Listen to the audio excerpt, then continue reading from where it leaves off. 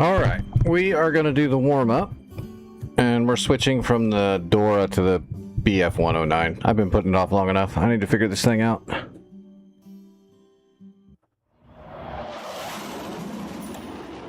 Let's make sure there's no BS turned on, though. Every time they do a patch, you have to check your warbirds, because it'll like auto-default all the crap. The like assist stuff that actually makes it worse. Okay, we're good.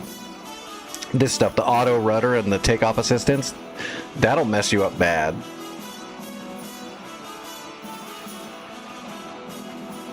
Actually, that stuff was turned off on the Dora, right? Better have been. Yeah, okay.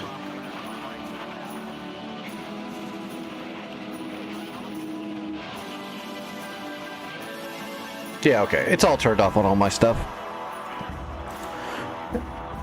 I remember when I first got Warbirds, I was trying to take off, and I'm like, I know how to take off a friggin' plane. What is going on?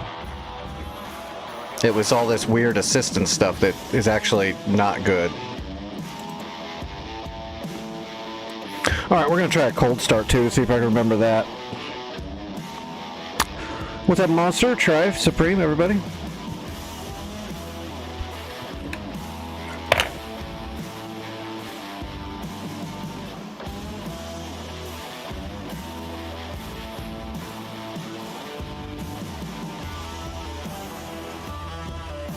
Wonder if Vic got in there and captured Bamiyan for us last night. Let's see, cold, there we go, cold. I gotta turn, I'm gonna have to pause the volume so I can do the cold start for this thing. I gotta hear the inertial starter. We're gonna pause that. Alright, do we have volume? Yes. Sometimes the volume I leave it down because the last thing I flew was the Chinook and I don't remember from last night. Alright, we want right about there. We want about 20 degrees, I think. That should be good. Oh god, stupid flare gun. Can we remove the flare gun?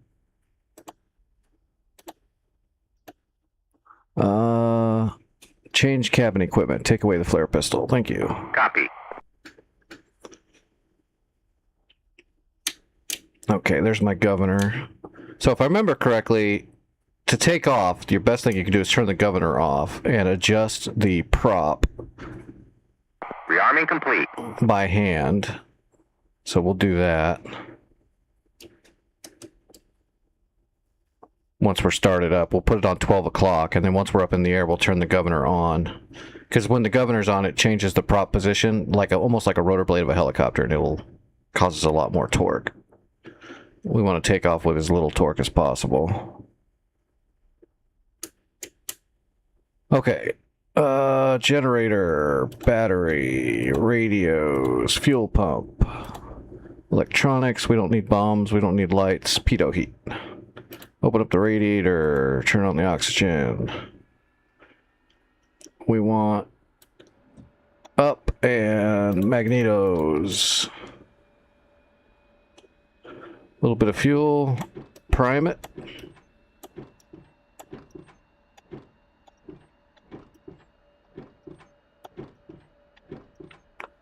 Alright, get the crew to run the inertial. I keep wanting to say inertial starter. Run the starter. Spin up the flywheel. Copy.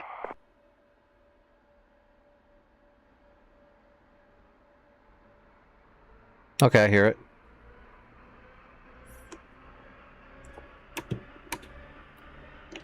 Turn the alcohol on.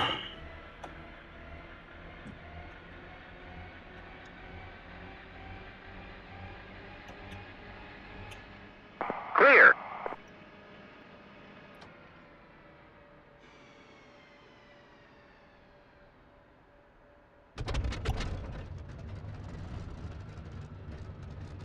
Got it. First try. I'll take it.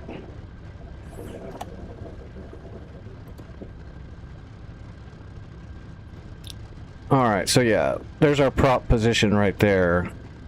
So we want to go to 12 o'clock.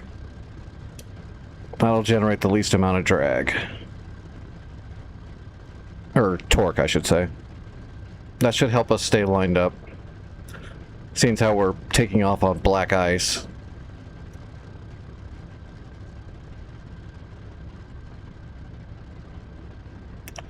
Get our sight positioned. Alright.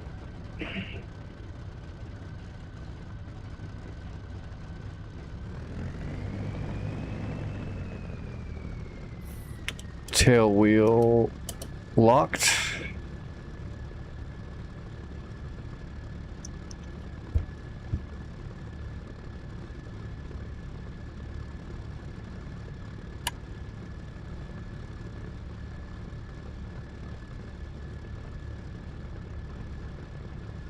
All right, just warming her up now.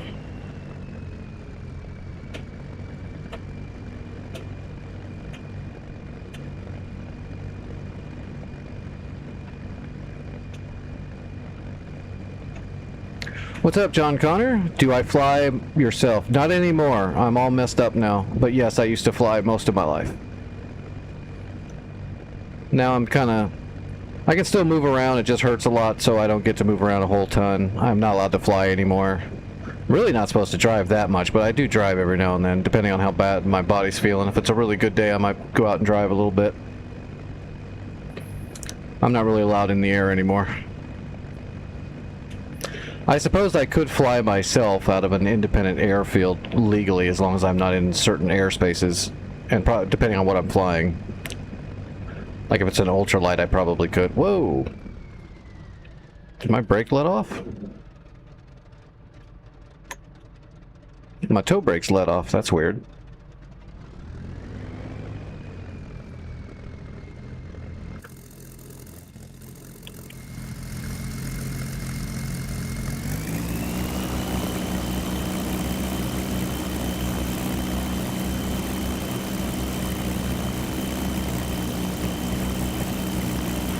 It'll be a miracle if I get this thing up off the ground in a straight line.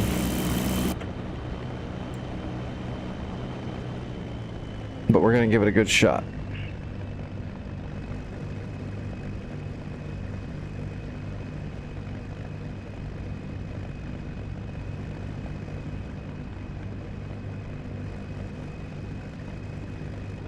Crop duster. I think that would be a fun job. The first time. Then it would suck. I would do crop dusting if I could do it in a helicopter. I wouldn't want to fly a flat wing duster. Yeah, I've got the World War II asset pack, yeah. That's why we have, like, on my, when I was programming and creating those World War II servers, that's why we had, like, the German tanks and American tanks that were World War II specific. You gotta have the asset pack for all that. And yeah, it's worth it. If you're gonna do World War II stuff, you want to have, you know, Tiger tanks and Panthers and Panzers and actual German troops and American troops. You don't want, like, T-55s and shit, right? Flying around in your P-51 Mustang and there's a T-72 down there. It just looks silly. So yeah, if you're gonna do Warbirds, I'd absolutely recommend get Normandy 2.0 map and get the World War II asset pack. But if you're not really worried about doing World War II stuff, then yeah, you don't need it.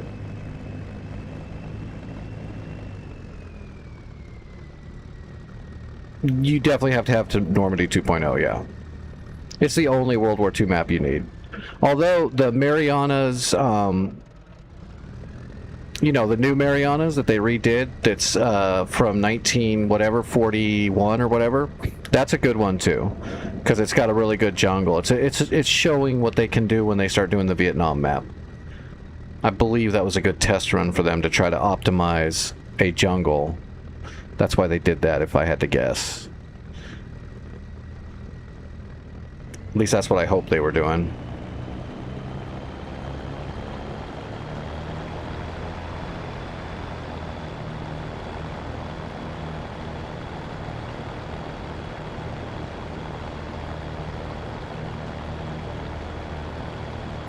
Alright, we can turn music back on.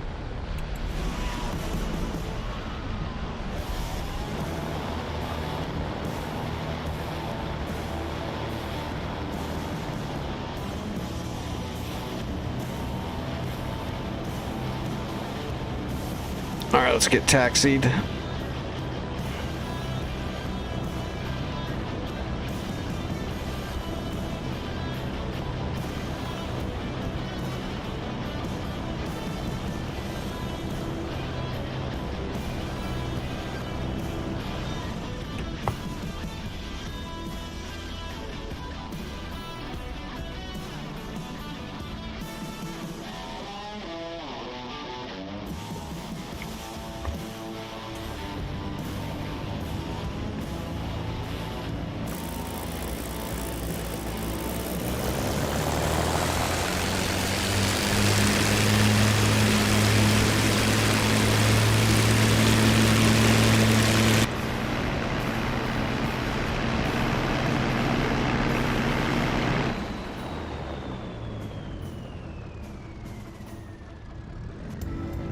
Alright.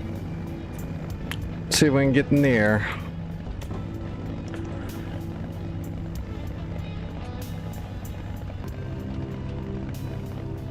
Alright.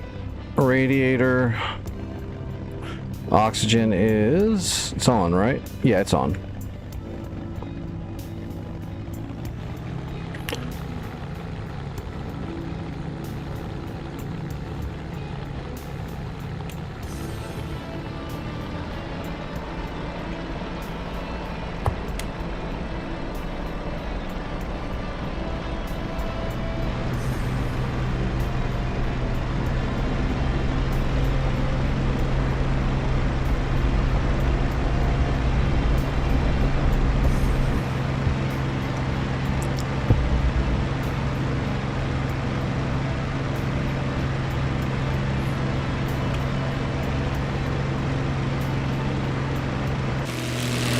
Alright, gears moving. That was not very good, but I didn't bring the stick forward early enough. I need more work on that.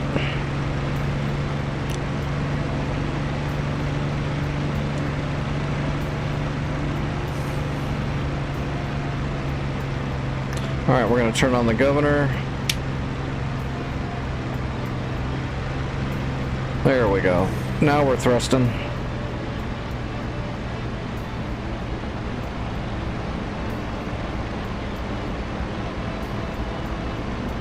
Okay. Well, we made it in the air, just not very well. I was trying to take it off like it's a Dora, and I think I need to go stick forward a little bit more early than what I did. I think I started letting the stick come forward at like 170 kilometers an hour, and I think I need to let the stick come forward at about 150. They're two different planes. I still haven't looked up the specs, because I'm a dumbass. I need to look up the specs so I know for sure. But we got the cold start, and we got the takeoff. Alright, let's climb up and do a gun check. We'll spawn a Focke-Wulf and see if I can take it out for a warm-up, and then we'll move on to the war for the night.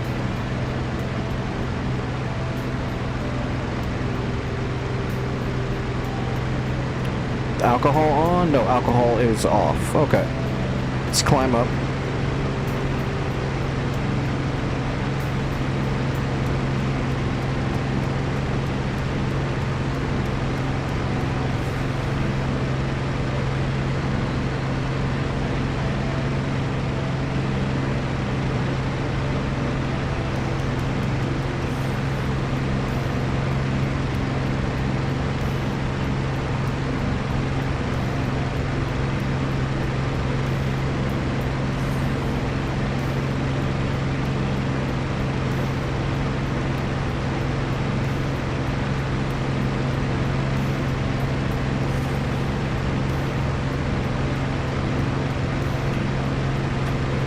Takes a while to get used to these German planes. A lot of rudder work, no trim, very tiresome.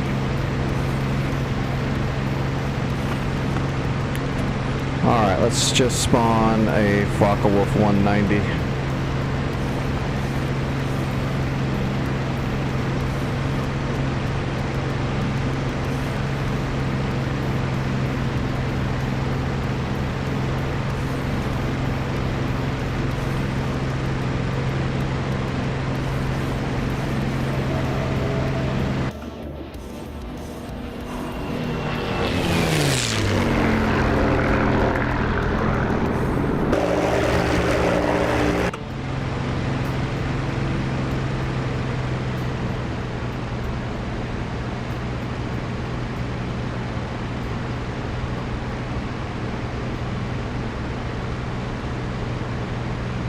Yeah, there he is.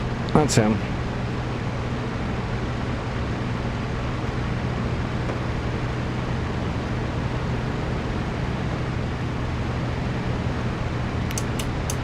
Flaps are all the way up. It sounds like I'm dragging something.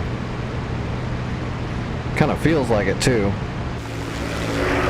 I'm not. We're clean. I don't know why it's doing that. It's probably just me not being used to this thing. Alright, we got one button to shoot the 12-7 machine guns, and we got one button for the big old nose cannon. Although I probably won't shoot the nose cannon at this little Focke-Wulf. Or maybe I will, I don't know. Shit, if it hits, it'll just destroy it completely.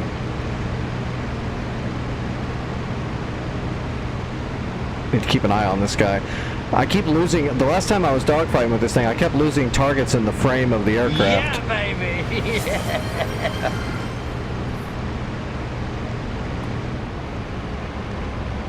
Alright, we got the altitude advantage on him, and we got the speed advantage right now. We'll see if we can slide into lag here. Oh boy, he's pulling hard. Well, that's good. Blow all your energy right away. I'm okay with that.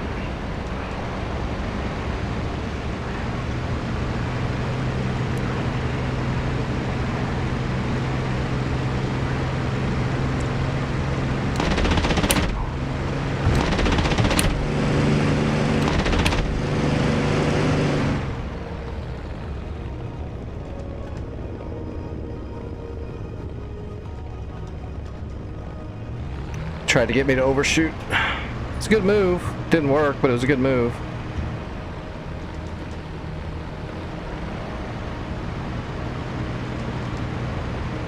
He's going again. See if we can get some shots on his canopy here.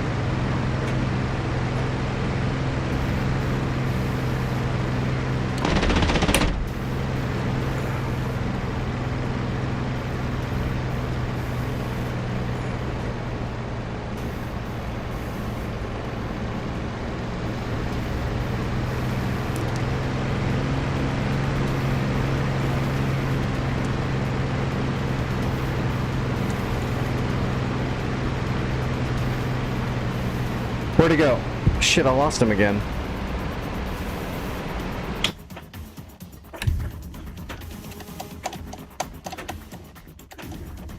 Shit.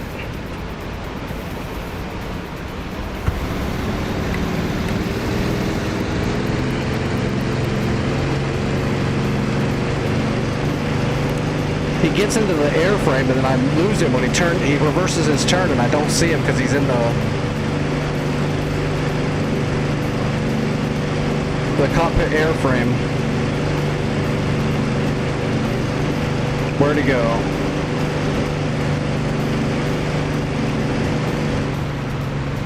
Alright, we're looking for movement.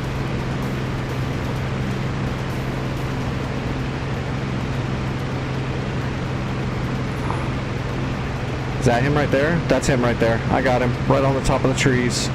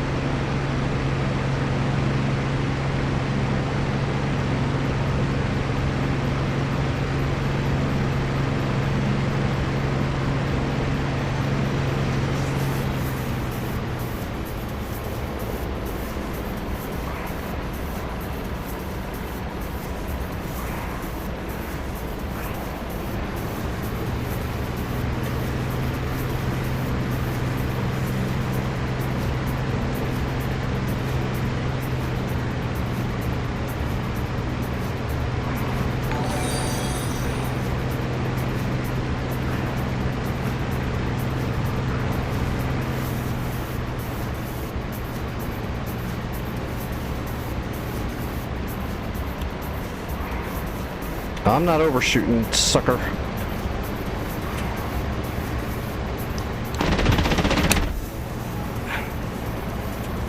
Shit. Well, I might overshoot a little bit. Alright, we're gonna hammerhead out of here.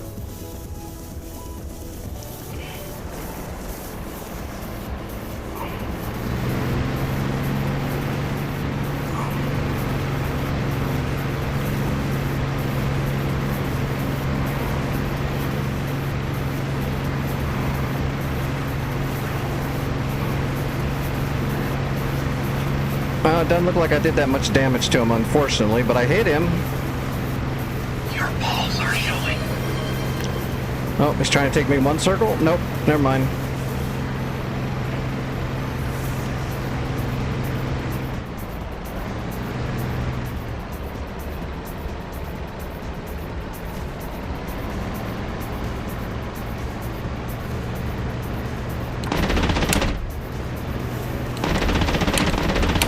Oh, there we go. That was good hits. See if we can hit him with the cannon now. Oh shit, I forgot to arm the cannon.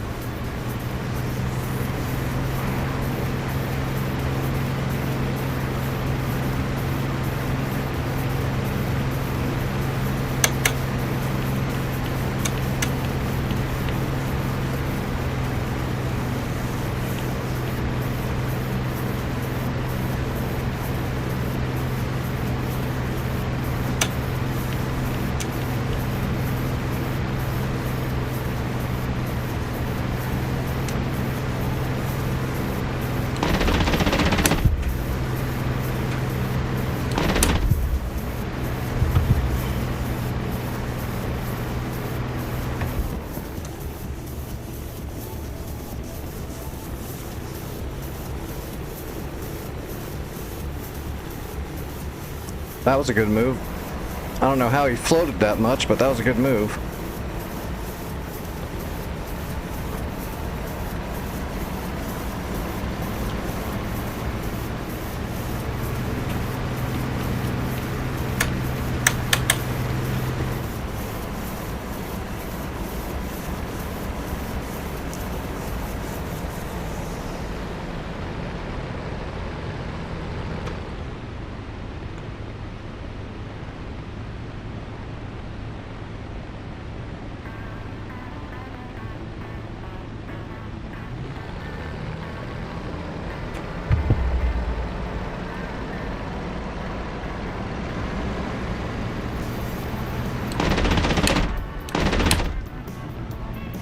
God, I hit him again. He just doesn't want to go down.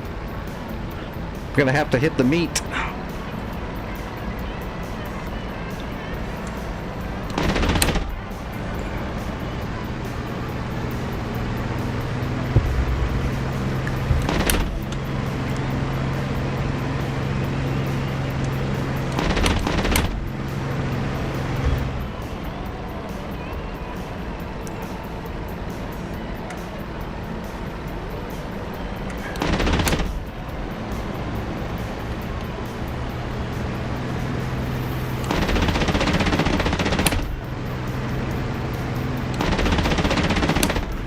Come on.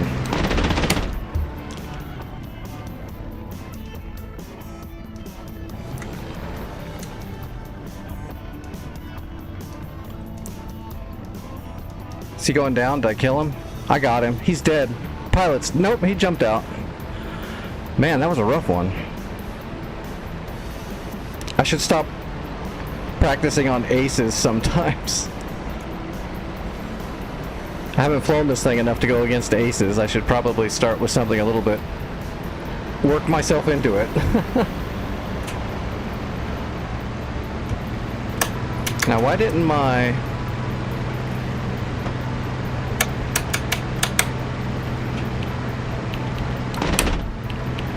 my cannon's not...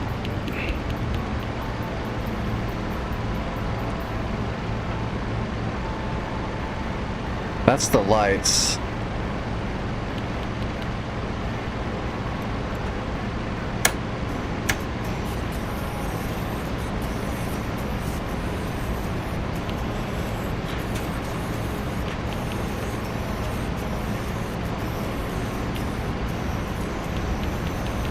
I armed it. I must not have any ammo in there. It says I do though.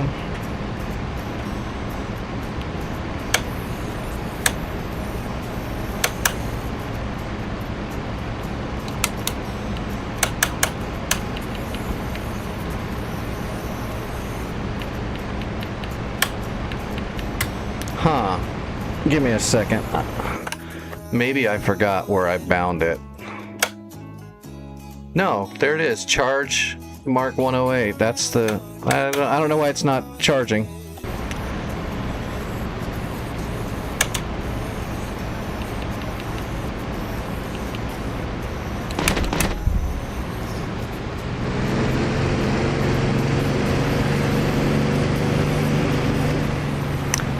I mean, I can hold it down, but I don't think that's the problem with it.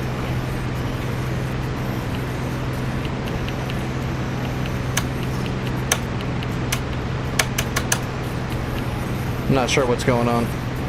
It could have just been, I made a boo-boo somewhere, but... Let's go ahead and push, I'll put my bomb breaker in really quick, make sure that's not it. No, that's not it. I wouldn't think so, but you never know. These are the lights.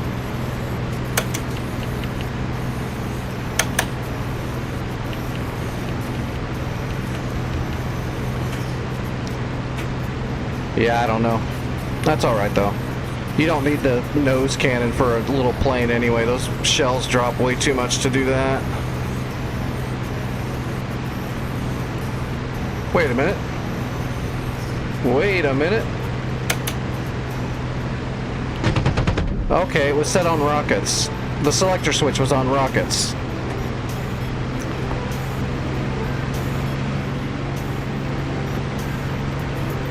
So now we got the big nose cannon.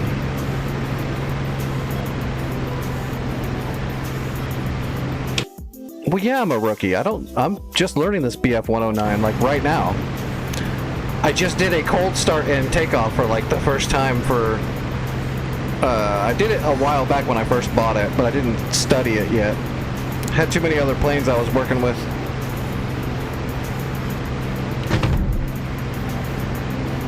I know those shells drop. Oh yeah, they didn't even make it to the water. It's really only good for large targets for the most part.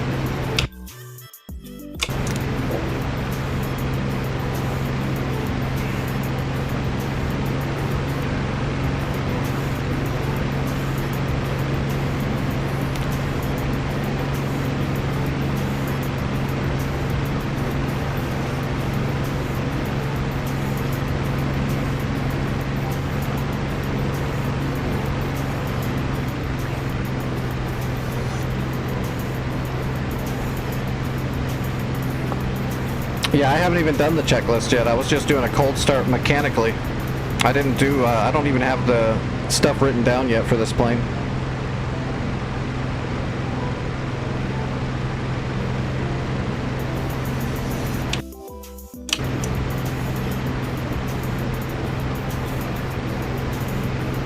This is the first warm-up practice at the start of the stream using the 109, so give me a few more times and I'll have it, I'll be a lot better. I pick up stuff pretty quick.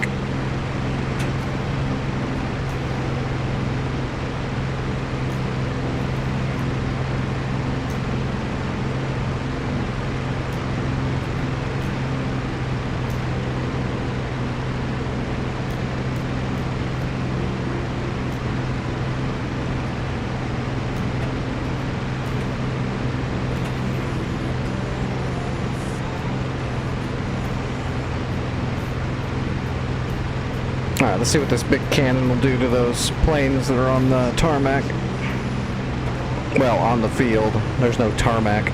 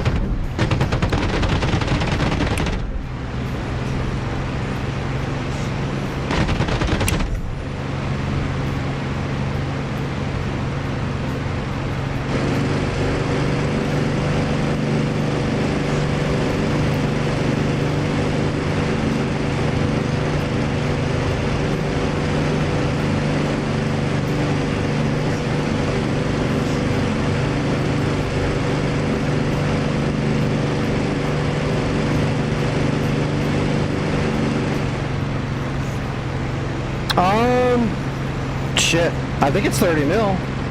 Or some kind of equivalent. But I'd have to look it up to know for sure. I'm sure someone else can look it up real fast. But I think the BF-109K is a 30 mil in the nose. It's not a crazy one. It's not like the 15 that's got that friggin' 37 millimeter air burst. But it's a big ass cannon. Yeah, there you go, 30 mil. And then the standard guns are your standard German 12.7s that they put in friggin' everything.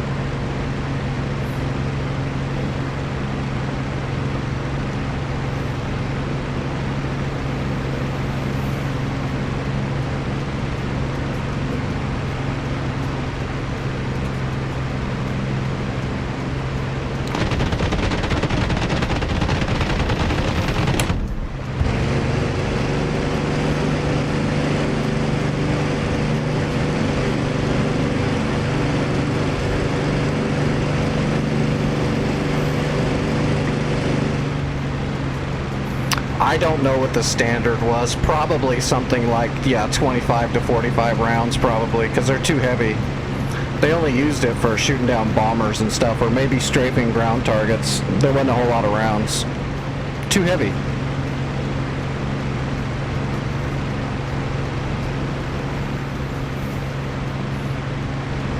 I do believe if you read up on it, a lot of the pilots that were just going up for air superiority wouldn't even load the 30 mils into it to save the weight.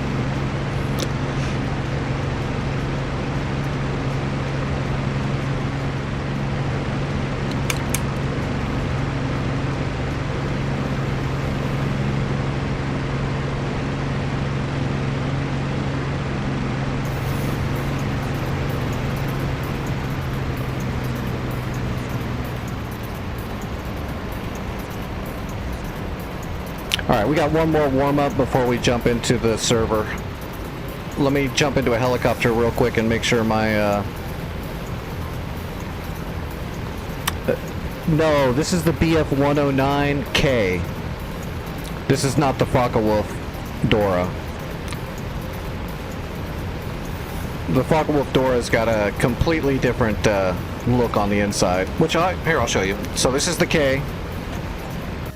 BF-109K. It's got the big port on the left side of the engine, and it's very round. When you get to the Dora, the front end's a lot more square, and the Dora's kind of big, like huge. The sights are similar, except the sight on the BF-109 is retractable, and the sight for the Dora is fixed, but it's huge, and it's also a really what is it, the EZ-42? It's a very good sight, actually, for deflection shooting. This is the Dora, but you can see it's a lot more cramped inside the front of the cockpit, and the outside is a lot more square on the front end.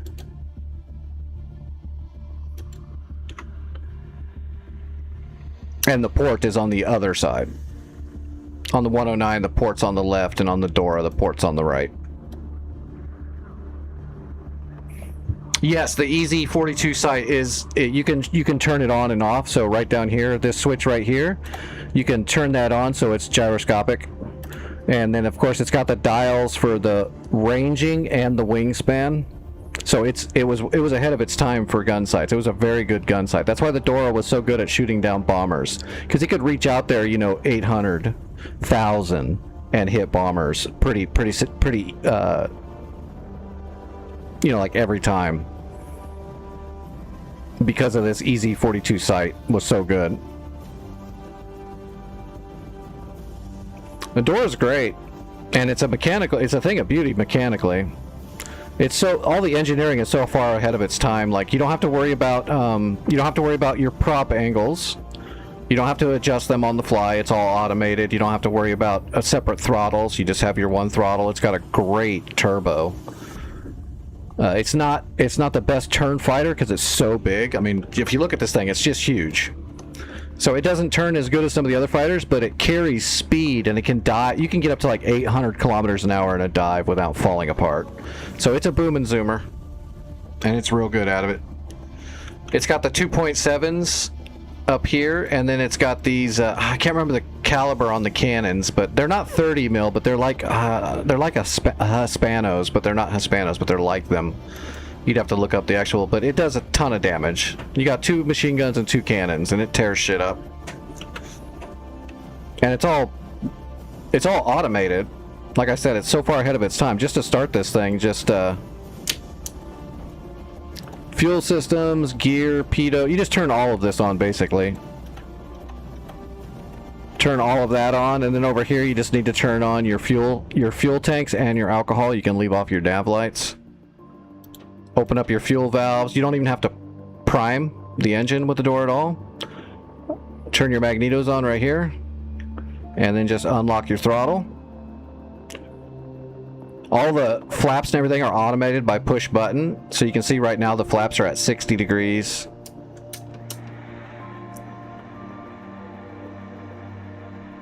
The door really was like 15 years ahead of everything else. If they would have taken the engineering of the Dora and gave it to the Americans to put into an aircraft that has trim, it would have been the best jet ever made. Here's your other sight, by the way. To get your sight working properly, if you're going to use it as a gyroscopic and not just deflection, you also have to set this for your pressure. If you have everything set up right, then your actual gyroscopic sight will be really good.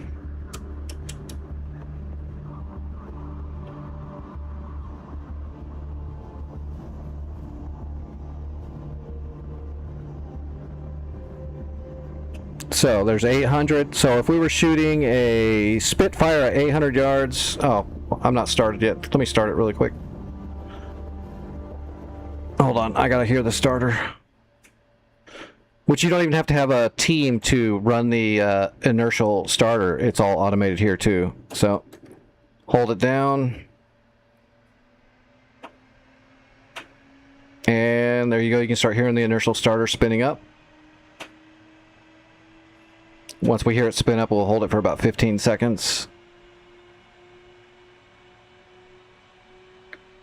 I'll be going over to the Afghanistan war here in just a moment.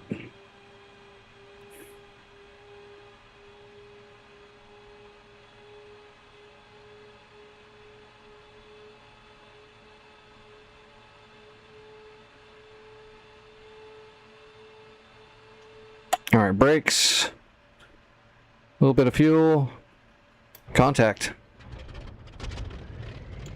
That's it.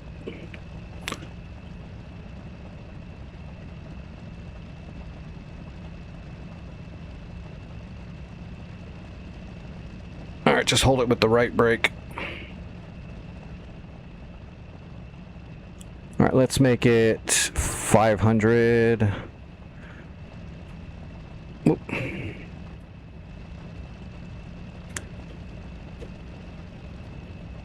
So there's the sight right there. So if we were 500 away from a Mustang, all you'd have to do is get the wingtips on the inside of that circle and you'd be accurate. As long as you were at 6,000 or below altitude. And then if they were farther away, you would just set your gyro. There's 800. And then of course you turn on the gyro and it'll move with them. Very accurate gun sight. I usually just deflection shoot with it, but if you've got all the information, you can really dial the sight in.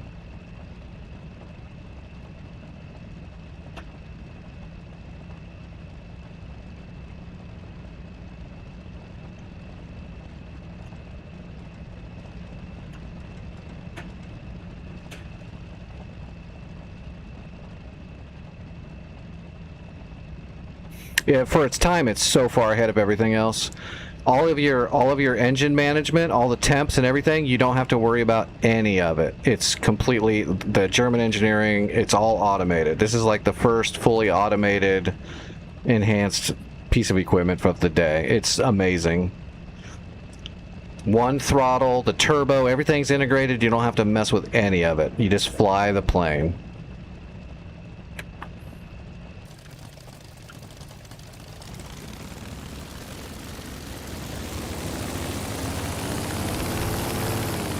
Even the cowling, like here, I'll open up the cowling because we're just idling right now.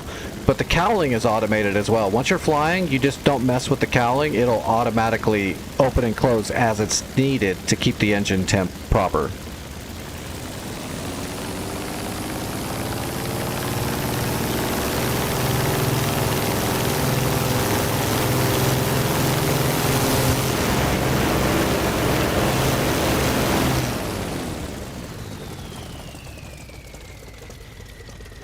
Thing's a beast. But it's a German plane, so it definitely takes a little time to get used to. You know, taking off. It's doesn't really have trim. It's got elevation a little bit, but not much. It's got no aileron or rudder trim, so you got to raw dog the plane all over the place. It can get a little hard on your arms. The tail wheel, you know, this is how you lock the tail wheel. So you've got to take off with the stick all the way back, and then as soon as you get to about 160 or 70 kilometers an hour, you have to bring the stick slowly forward, or else you'll start trying to take off prematurely. So it's one of those, but once you get used to that, it's a beast. I love this plane. The Antoine's good too. The Antoine is just like a Dora, except it's smaller and not quite as powerful, but it can turn a little better. They're both good planes. I don't have the Antoine yet, but no, there's no trim. German planes don't have trim. The only trim you have is an elevator crank. So you can do a little bit of elevation trim, but like very minutely. And ailerons and rudder, it's all raw dog. So you're and it's a piston plane, so you got to use a lot of rudder to fly it because of the torque on the airframe. It's definitely it's probably not that big of a deal for normal people, but for me it's really hard because of my broken, disabled body. I get tired really quick flying the German stuff. Alright, let me jump into a helicopter really quick and make sure I'm going to be able to fly a helicopter tonight. I don't think, if we have to do a 80-mile mountain flight in a Huey, I'm probably going to have to say no to that tonight. I had to take extra medicine last night. That 80-mile flight at friggin' MSL 7000 above a mountain, which means we were at like 12,000 feet in a fucking Huey for 80 miles. I can't do that again right now. My shoulder would explode.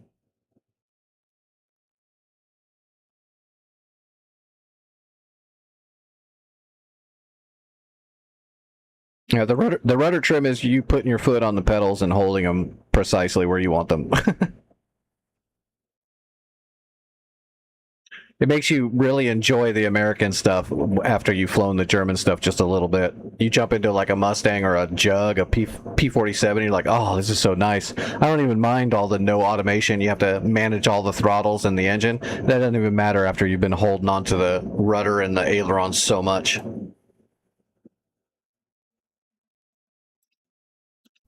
All right, let me see if I can do a barrel drill and if it messes my shoulder too much.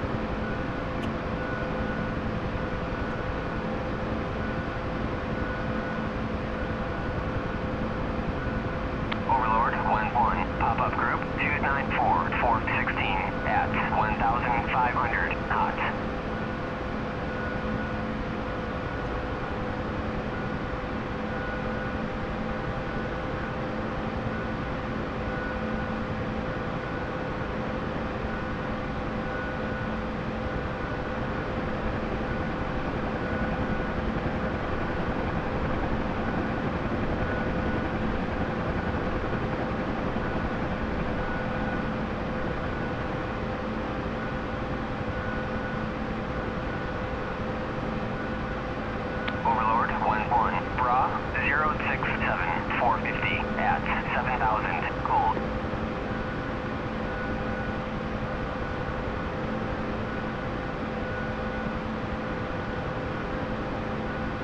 Oh yeah, my arm is pretty rough. It's all wobbly. I can't do this very smooth right now.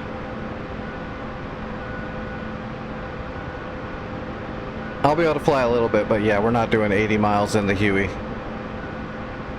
If it'd let me use a Chinook, I'd do that, but they keep not letting me use Chinooks on every airfield.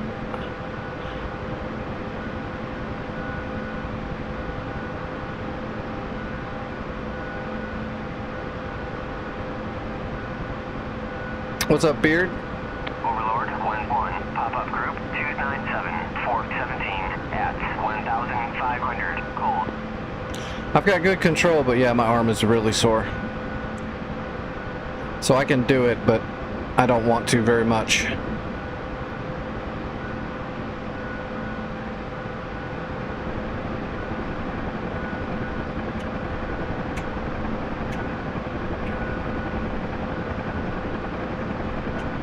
Overlord 1-1. Bra 295. Fork 18 at 1,500. Cold. Overlord 1-1. Bra 065. 450 at 7,000 knots. Alright, let's jump onto the server. Canister bombs? Which ones? Like on a frog foot? Like a Russian?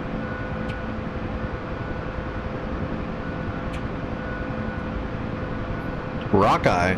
Okay, so what aircraft are you dropping them from? Like a Hornet? A-10? What's the issue you're having? Are they falling short?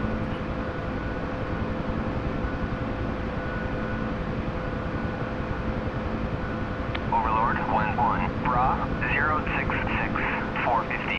Well, let's see. Are you just doing CCIP? Dive bombing, basically? Or are you using CCRP and using your pod?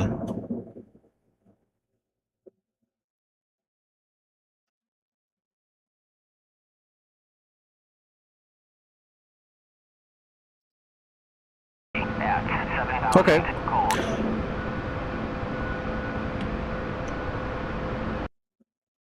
Well, let's do it and see what happens. Are you making sure your CCIP reticle is appearing right? Are you running it all the way so it goes down and then starts coming back up, and you're not dropping until the reticle's coming back up? Because you might be trying to drop them from too high, and the computer's not actually computing yet. Like, the drop reticle will be here coming down, and then when it gets all the way to the bottom, it'll start coming back up, and it won't have the bar below it anymore, and that's when it's accurate.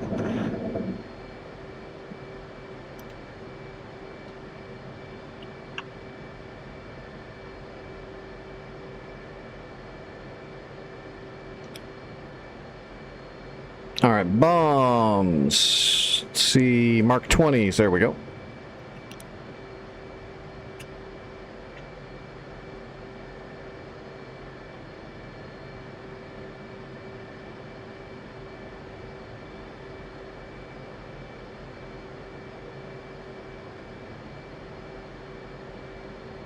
Request rearming.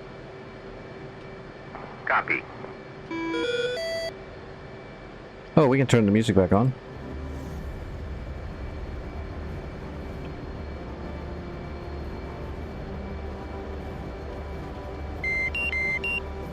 Alright, we don't have a targeting pod. We don't need any of that stuff.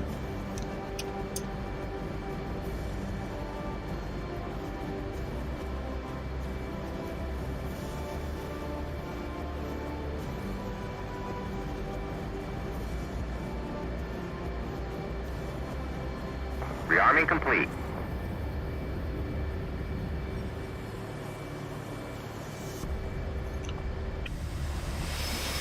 Rockeyes. Good old heat bomblets.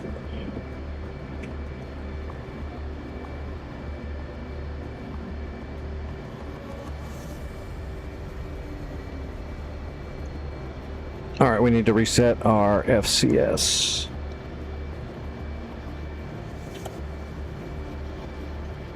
Because we changed the loadout. No faults, we're good to go.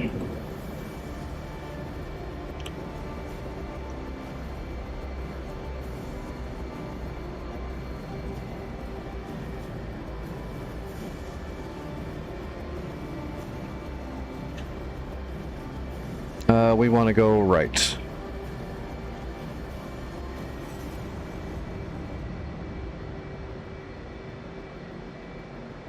Sometimes with clusters, I have noticed that I have to overfly a drop zone a little bit when I'm doing CCIP. Same with like the 97s. But I haven't dropped a rock eye in forever, so we'll see what it looks like when I do it.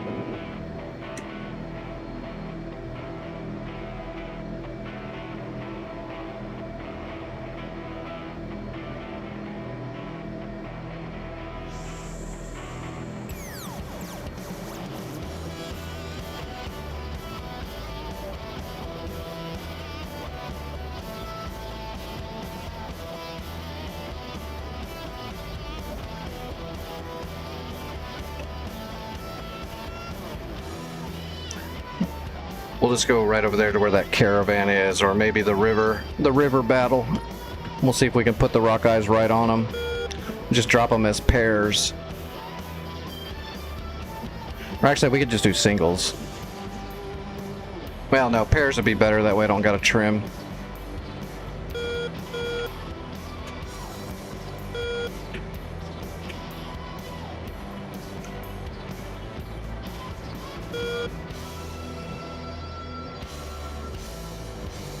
So we'll see if I get the same result as you, and if I don't and mine's more accurate, then we'll just see what I did that you didn't do. Because I can't tell you right off the hand, I don't drop rock eyes very often. Well, not at all, really.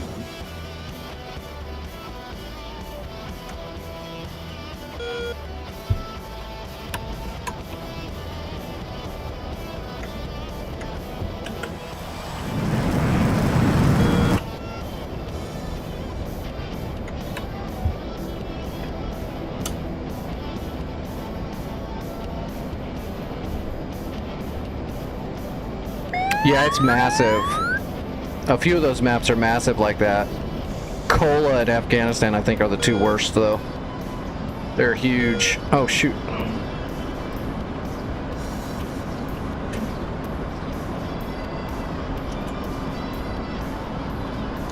Alright, arm up, air to ground. Rock eyes mode. We want CCIP.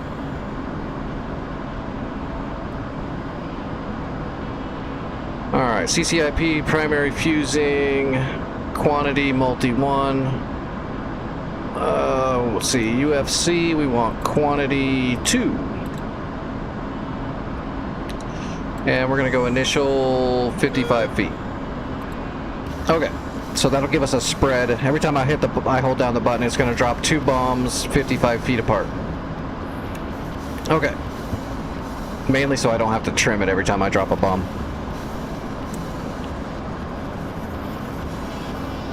Yep, North Pole, Afghanistan. North Pole, modern Afghanistan.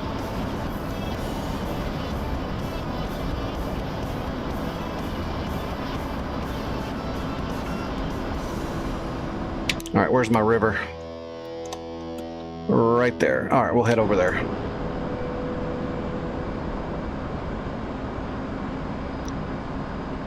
Here's your clearance. Or clearance.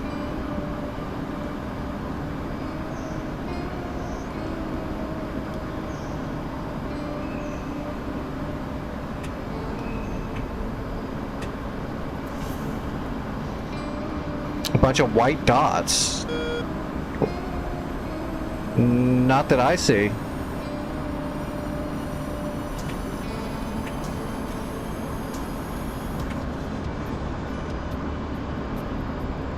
I don't see any white dots on my screen.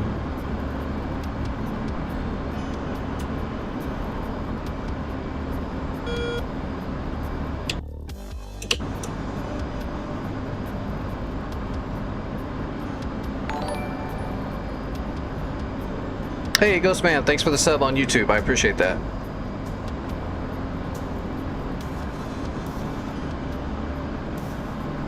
Alright, we'll do this first drop and we'll see where they hit.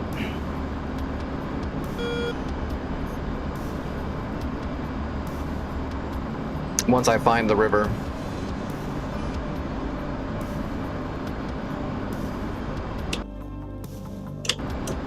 Should be right down here.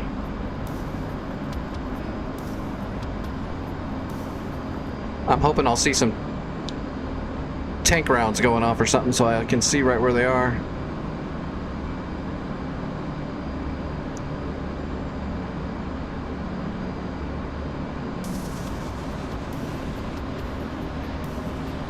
Could I drive one of these in real life? The jury's out on that one. I'm gonna say no, because I don't know what I'm doing. I'm just making shit up as I go.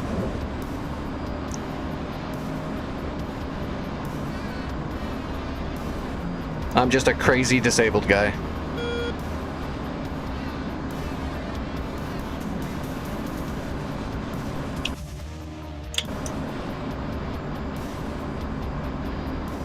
There's the river. Oh, there we go. We got smoke. They're down here. Right on the fork. Yep, right on the fork. That's them.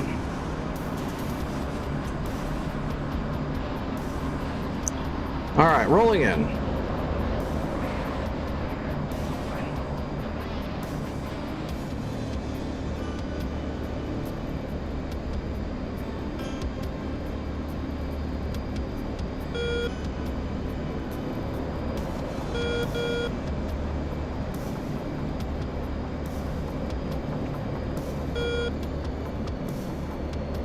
Alright, there's the target area. So now, we don't have an actual reticle yet.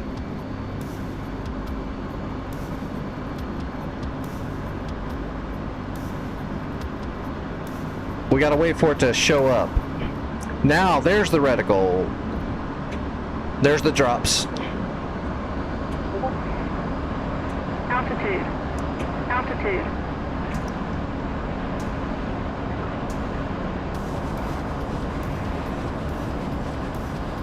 That looked pretty, that looked like right where I was dropping.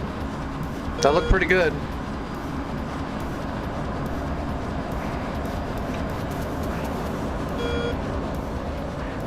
Altitude. Altitude.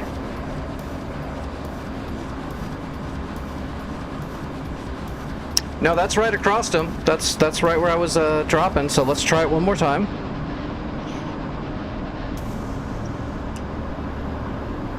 It's always weird because you got to make sure you get that second reticle. You got to wait for the reticle to go all the way down, then start coming back up before it's an actual reticle. And you got to make sure you don't start diving too steep trying to force it to appear.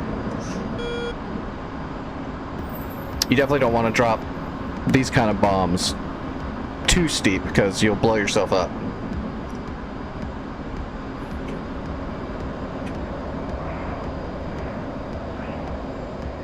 So this time we'll try less of a dive angle.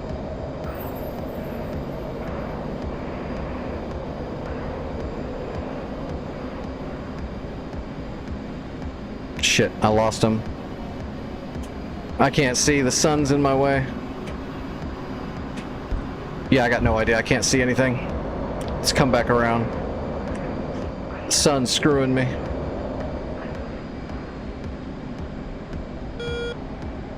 There they are.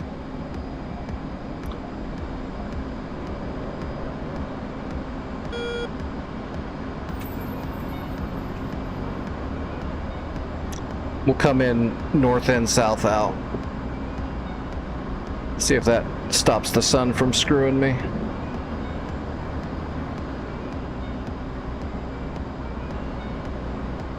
There's another load of shit right there too. Let's hit them. That'll be fun. We're at 10,500 feet. Let's drop in.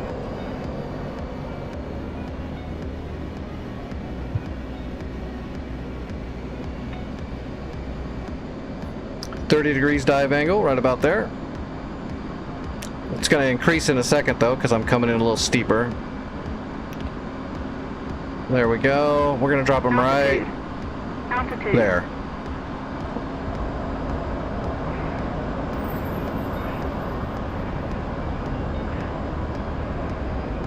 Right in there.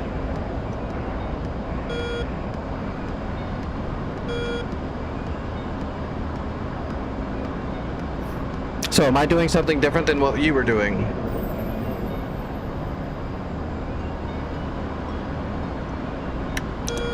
We could even... Let's go to the UFC and let's drop... Am I on practice? Nope. Alright, so let's drop 4. And let's spread them out 155 feet. Whoops. Okay, let's try this. We're gonna put them across that river.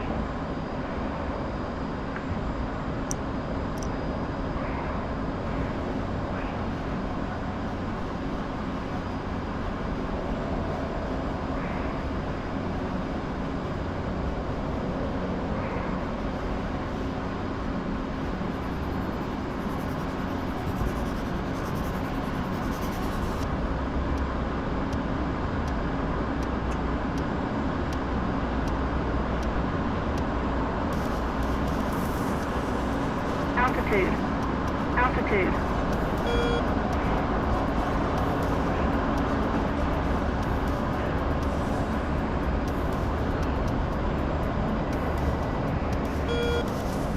Yeah, it's all good.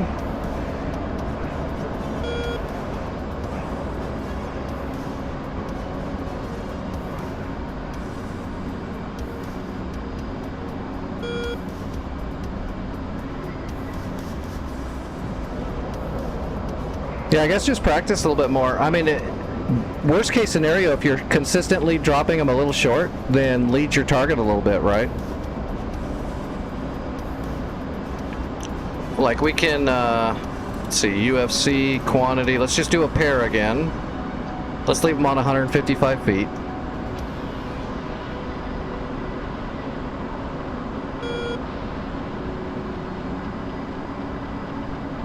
And we'll just lead the target a little bit more and see if we can drop them a little more direct. I'll tell you when I hit the button.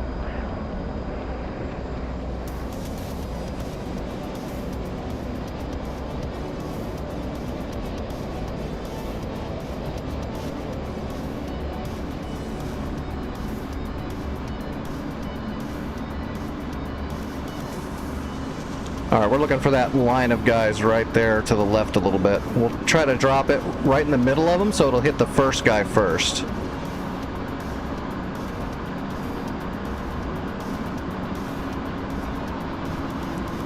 So I'm going to hit the button right now. Altitude. Altitude. So that was, instead of dropping it on the first guy, I dropped it in the middle of them. There you go. Yeah, so I led them a little bit, but that kind of hit right where I laid them, so I missed the first couple guys. You get it, though. Just keep practicing, you'll get it. Did anyone check on... What? Did I miss something? Is something wrong with Indica? Or are you talking about the white dots? Because I got no idea what's going on with that.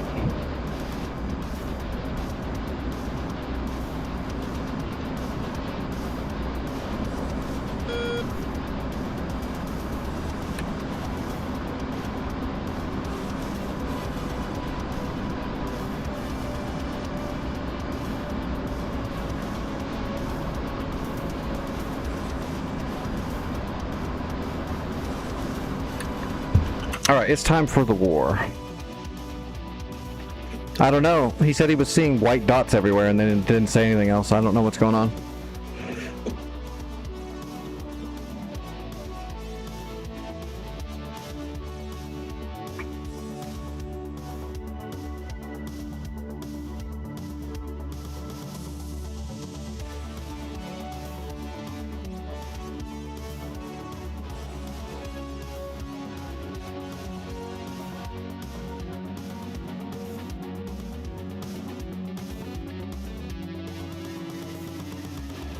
Shrin Mitsu Patty. It's just on my window. I don't know. That's weird. I've not seen anything on my stuff. I pulled up my VOD as it's playing, and I pulled up my stream. I didn't see any white dots. Are you sure you didn't play too much Dune and it like rotted your brain? You're seeing sand everywhere.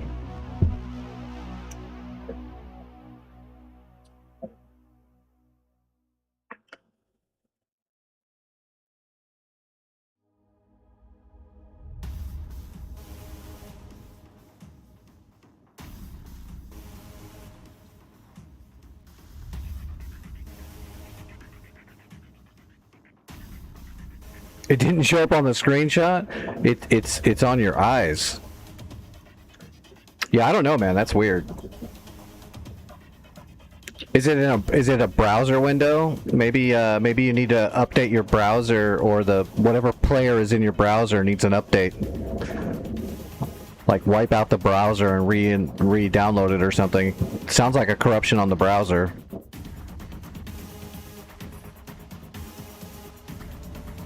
All right. Oh my God. We lost it. We lost that friggin' forward base I captured last night that blew my arm out. We lost it. I'm not going there now. I'm not messing with that tonight. We are not flying that flight again. Unless it'll let me spawn a Chinook. I'll see if it'll let me spawn a Chinook. If it will, I'll do it. If it only allows a Huey, we're done with that. No, can't do it. It wants me to only use a Huey, so that's not going to happen. That was too much. If my arm was in good shape, I'd do it, but if I do it again tonight, I'm gonna have to sit like a whole night out, probably.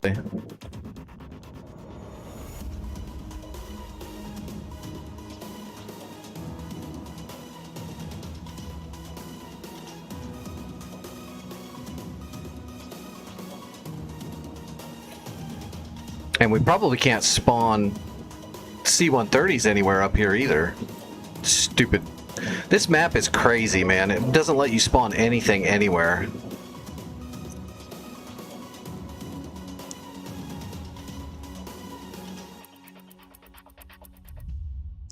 Alright, so Mitsu is going out. Oh no! That's the place I captured last night. Everything I did last night, they got back. Gazani Heliport, this is the place I captured last night. They got it back.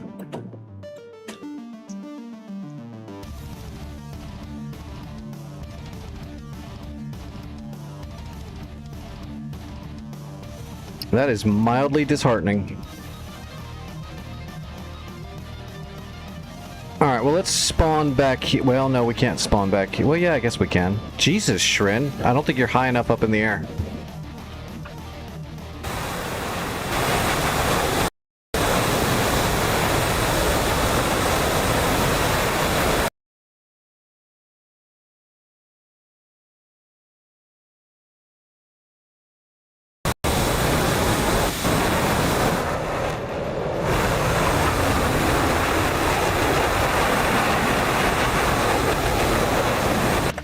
Some crazy AOA.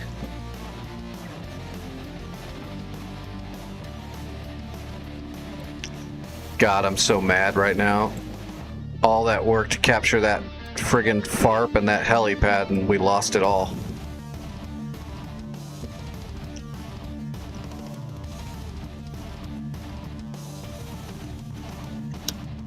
Alright, let's see. Do they have spawn slots for... Oh, they do. They do. Kuala. Okay, we can spawn a C-130 at Kuala.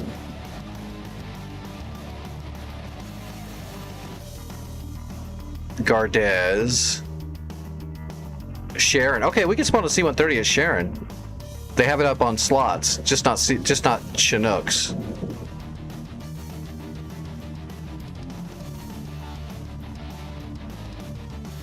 So let's just work on capturing Bamiyan, because we can spawn a C-130 at Sharon to capture. We'll do that. Alright, spawning into...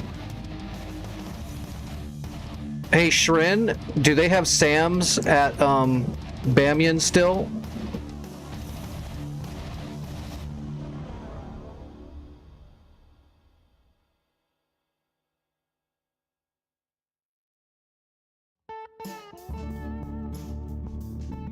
Although I don't know if he's actually, he might not be in the stream. He might not hear me.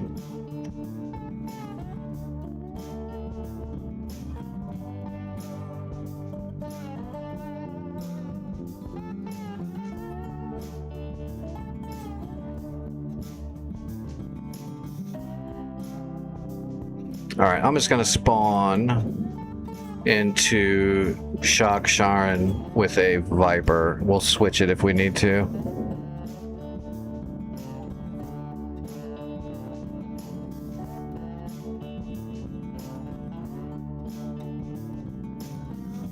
We'll pretend like we know what's going on and just set up for harms, but I think I'm gonna probably switch to brooches. I guess we could just do that right now.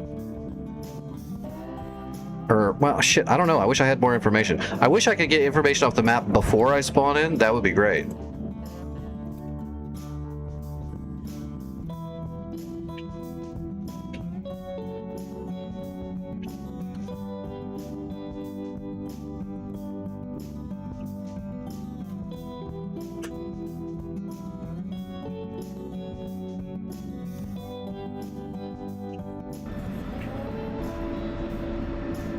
He's already got a scout up over the area, so... Alright, what do they got? Oh, what's our... Hold on, let's look at our resources. We should have plenty. We do, we have plenty.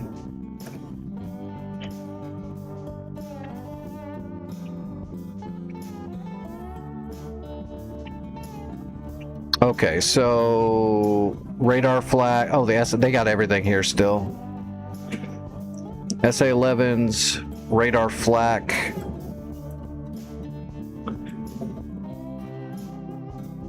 Flankers, the whole spiel. I kind of want to broach it anyway, because they don't have any GBIs except for the flak.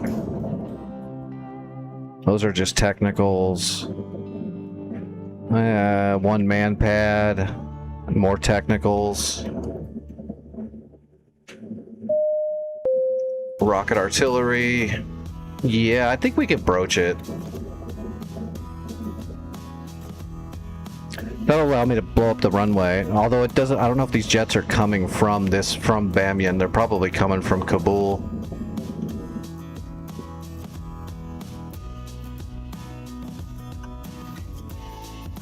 Damn it.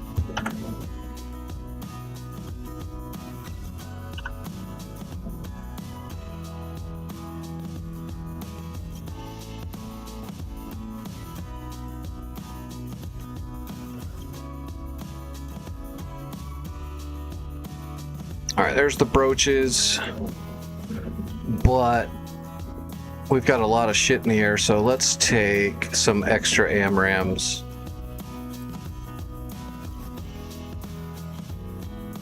Well, that'll do it.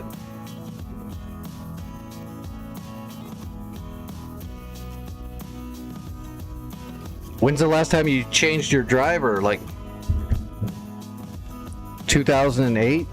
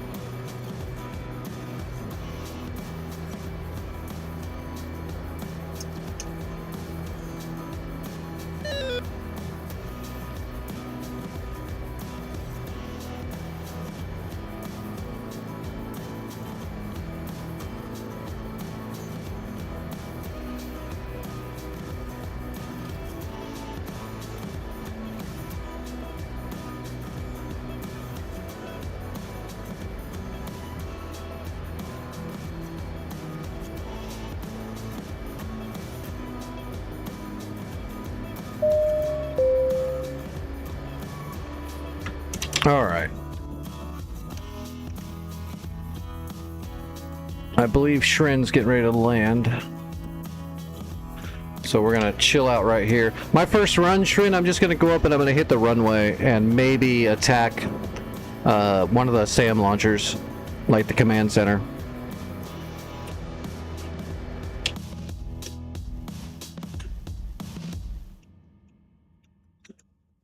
Well, Neeb, there's two places we're attacking. Bamyan, and it looks like everyone else is hitting Gazani Heliport. So if you want to help them with Gazani Heliport, I'm sure they wouldn't mind.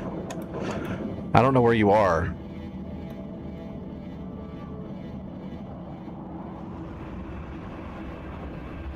Oh, look at these helicopters. There's two Mi-8s going to repair Gazani right now. We might have to switch it over.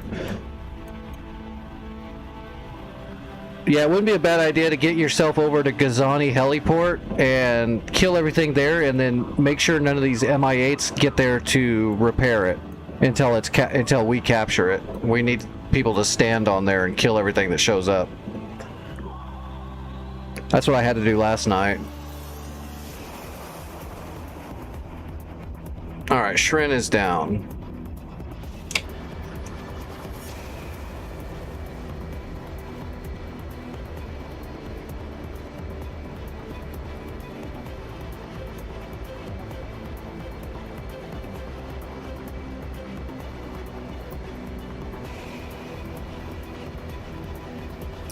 Shrin, I'm going to taxi down towards you and turn around at that end and come this way. Oh, wait, you're coming back this way. All right, I will hang a right.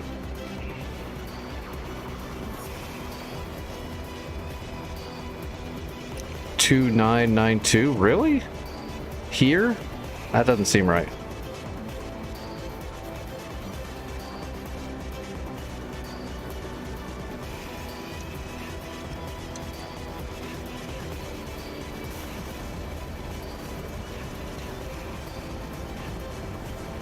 $2992. Whoop.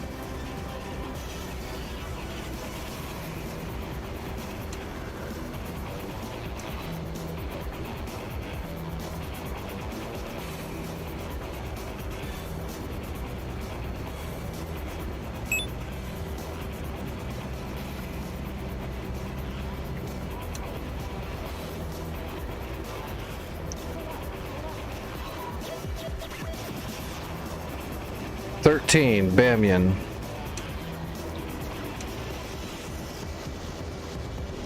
We'll see if we can get some broaches on the runway first thing. That'll slow them down at least.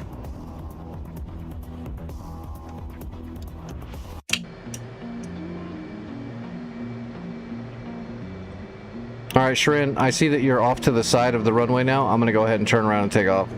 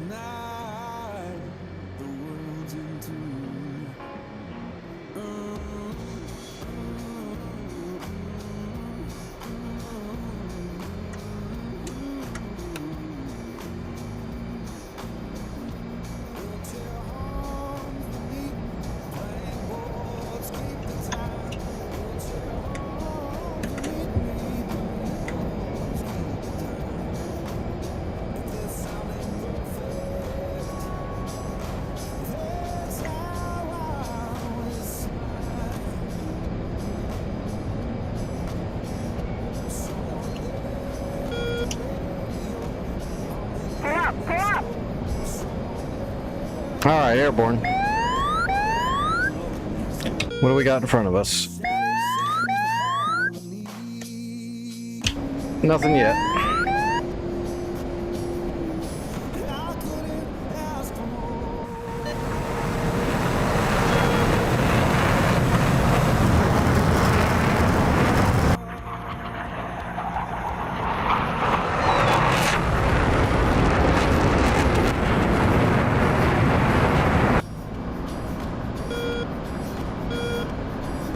.29 radar, that's probably, it's a fulcrum or a flanker.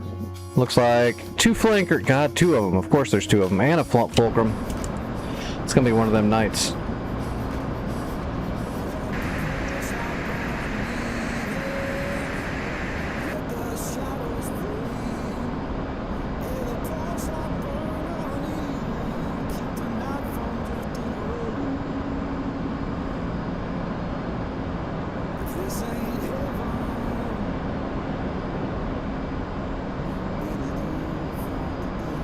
And they're jamming.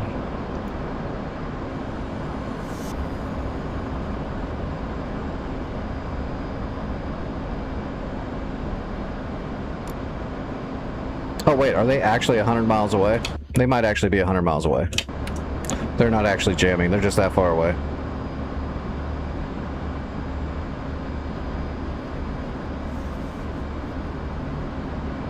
Alright, we're off blower for now, so we can preserve fuel for a bit. Alright, what's it look like? They're at Angels 30, they're milling around Bamiyan. I'm not gonna be able to shoot my broaches till I'm somewhere around in here. So they're probably gonna jump me before I can get a shot off.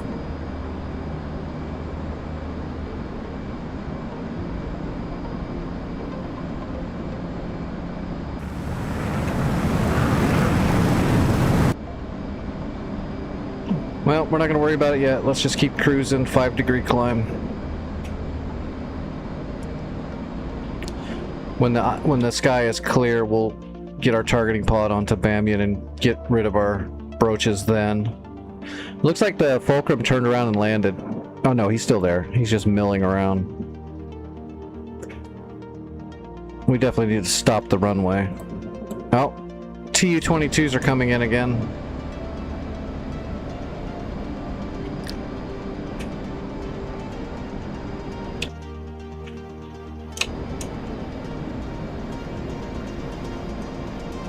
That's them. That's the Tu-22s.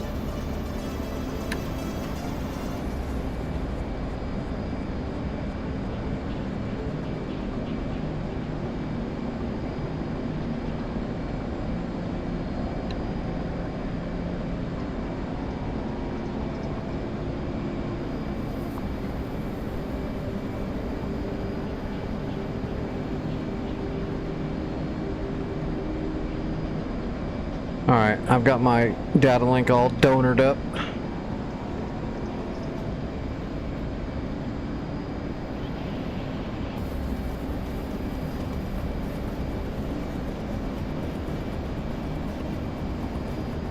We're not going to worry about those Tu-22 bombers, to be honest. More worried about those flankers in front of us.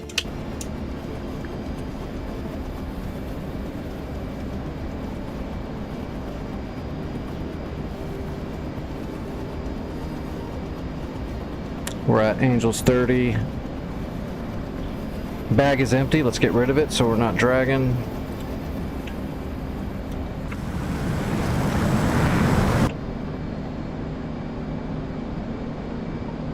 All right.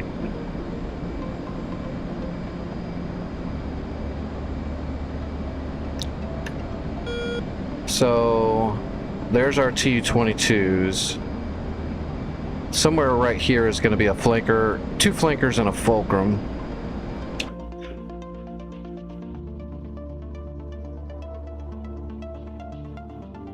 And our Reaper. That's what the 4th signature is. It's our scout. Whoop. Alright, let's go to air to ground. And get set up. And designating.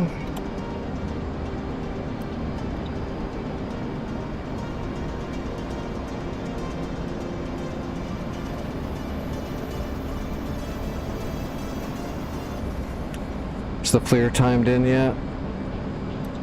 Yep, FLIR's ready. Just too far away, probably. At least now we know where it's at, though.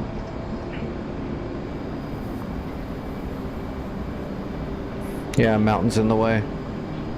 We gotta get way closer.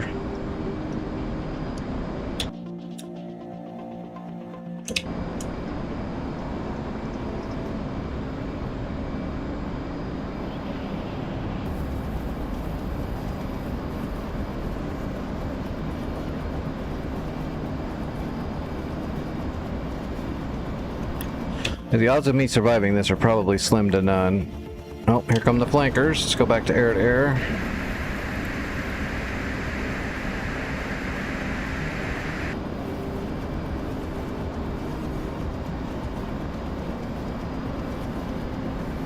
Yeah, that's the two flankers right there.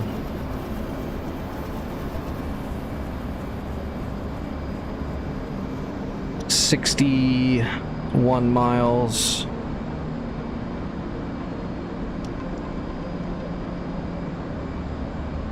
Let's bump out here so we can see them directly. Hey, they're on top of each other too.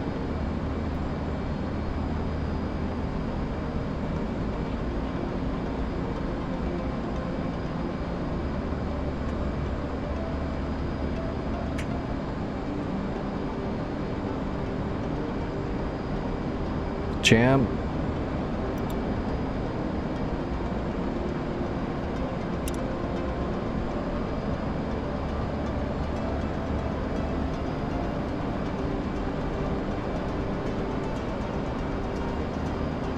Damn.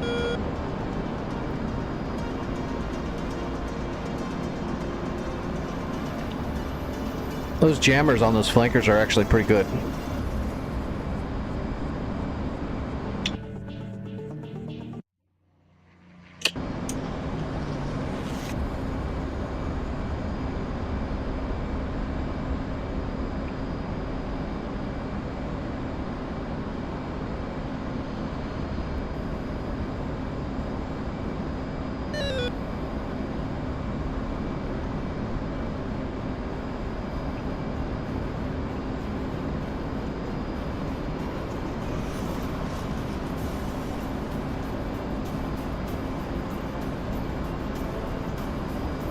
Son of a bitch.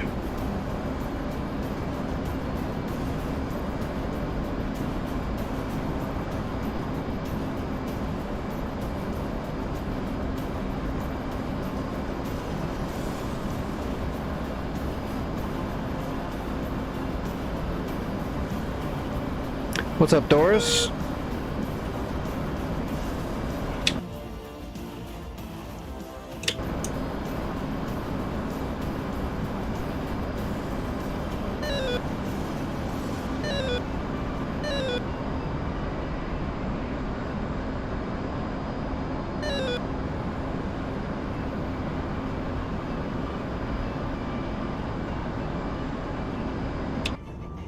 Oh, here we go.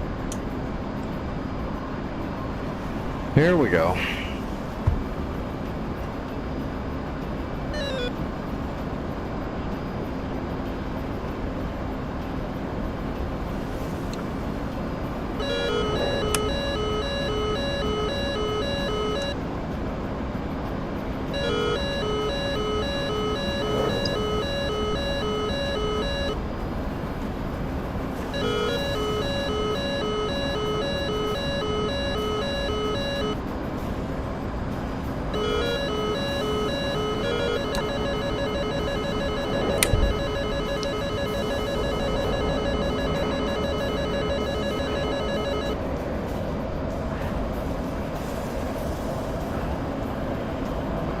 All right, defensive.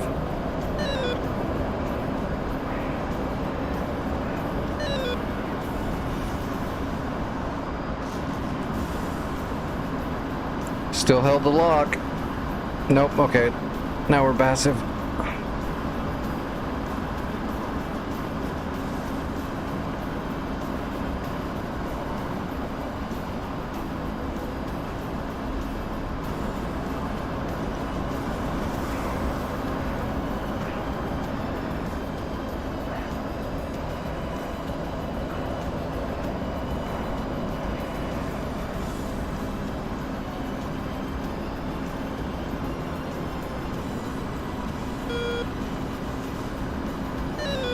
Did they both survive? Of course they did. I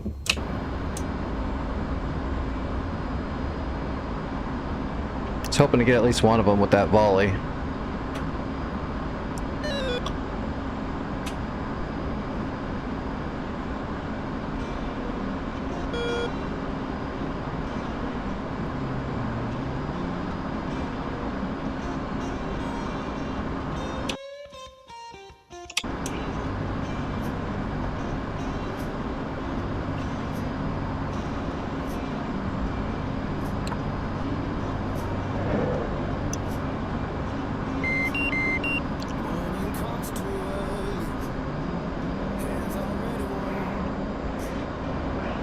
Trying to curve that one over the mountain.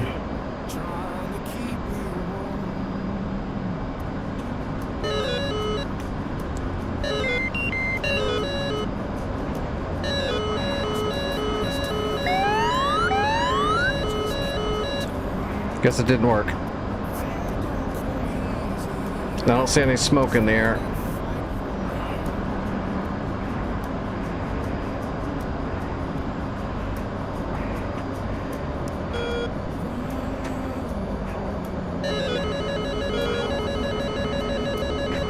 Shit.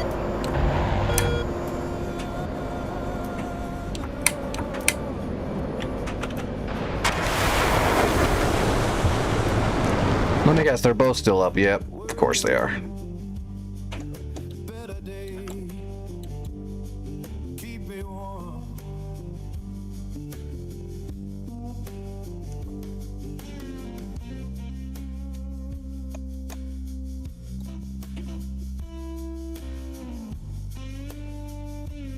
Oh, let's see. Oh, they're going right for shred now.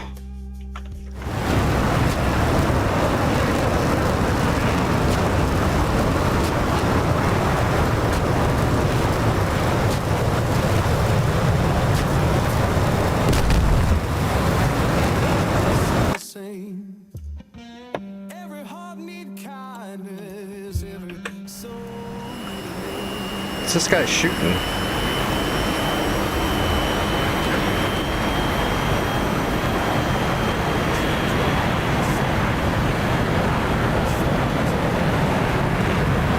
.27 ER, 27 ER.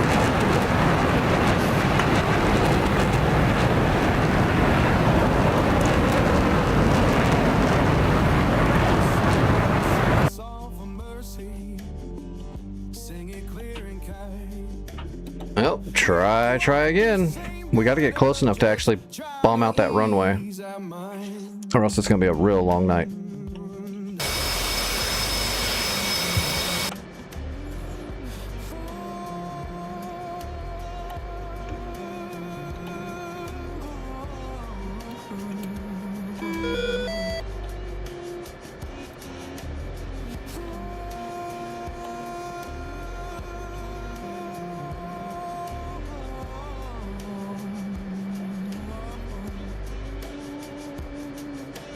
Okay. We'll get right back up in the air and keep pushing.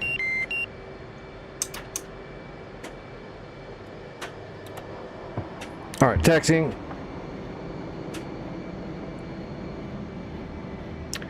Well, not a whole lot of people watch on YouTube, Doris, because I have to stream it on, YouTube is on the, whatever, the horizontal or vertical or whatever. The full screen, full resolution is on Twitch, where I'm streaming, and then the VOD will go up on YouTube tomorrow, after the stream. I currently, with my setup, I can't stream to both locations at the same time at full resolution unless I pay money that I don't have.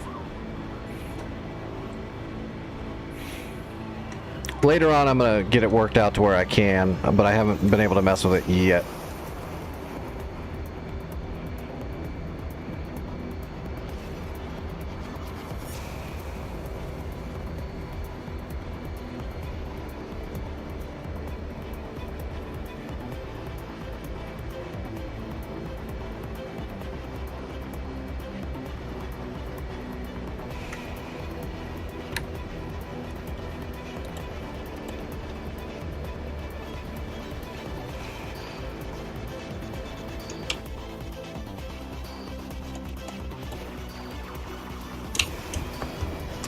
And here come those two Tu-22 bombers. They're gonna bomb out this place, aren't they?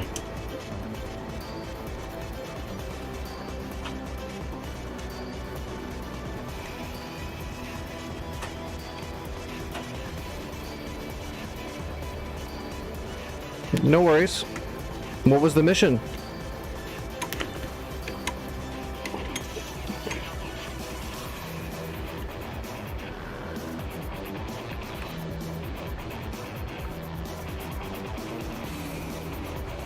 I accidentally paddled my friggin' wheel.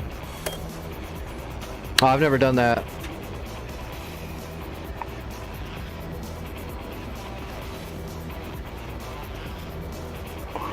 Well, you're more than welcome to watch it. Of course, Doris, that's fine. I want people to watch it. It's my bad that I can't stream it to YouTube in full screen.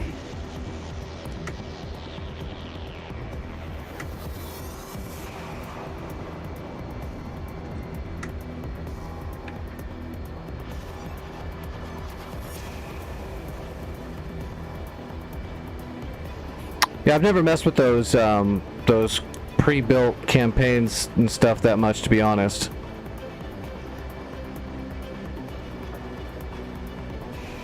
That's good though. You should be forced to use other weapons. Should be able to use every weapon. You should learn how to use every weapon that you can deploy from the airframe you're trying to learn.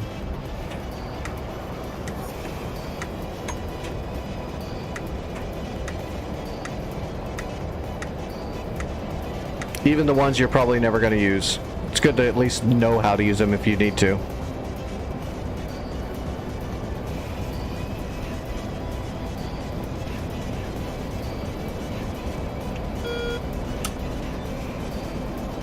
Pull up, pull up.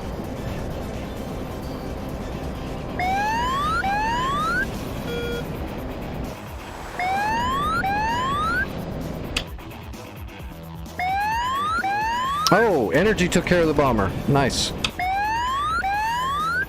Alright, well I'm gonna head for Bamyan like it's gonna let me get close enough to attack it.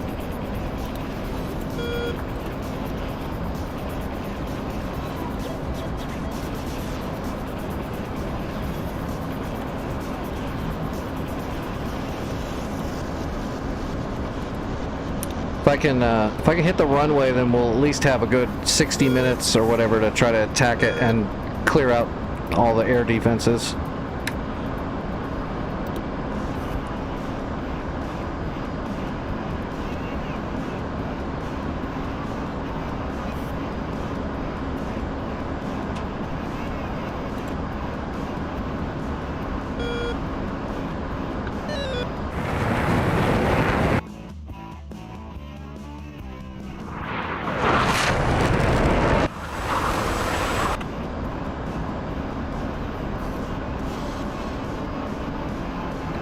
Javid Basharat?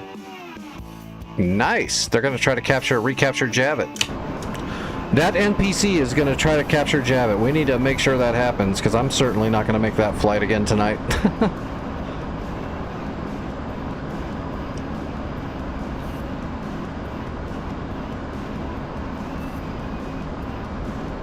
That's definitely not going to happen.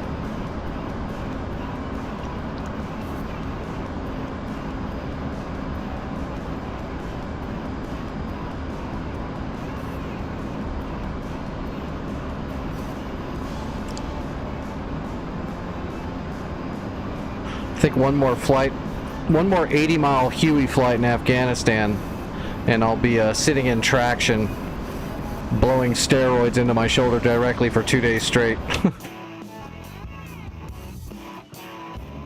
Looks like that flanker is still in the air. Crazy. It's probably the wingman that didn't shoot. The other one probably is going to land. That's good. You should definitely stick with the 18. The 18 is really good. Is it the best at everything? Not even close, but it can do everything and do everything really well.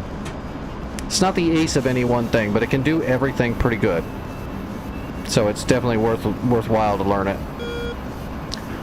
Once you get really good with it, then you can branch off to specialize.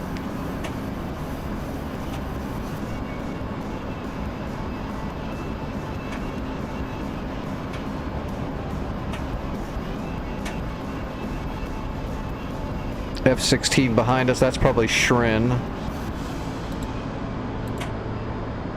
Let's see if we can get him on our Link 16. Yep, there's Shrin, and actually Shrin, I'm going to make you a member on my Link 16 so I can see everything you see.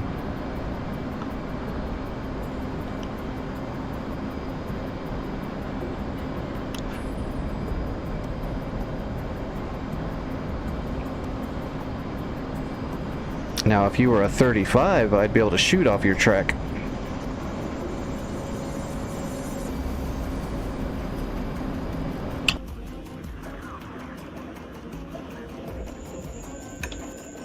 Is that flanker on the ground? An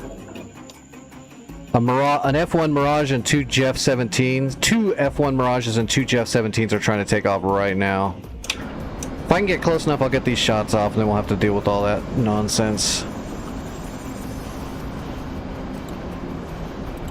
Flares up. But we are way too far away.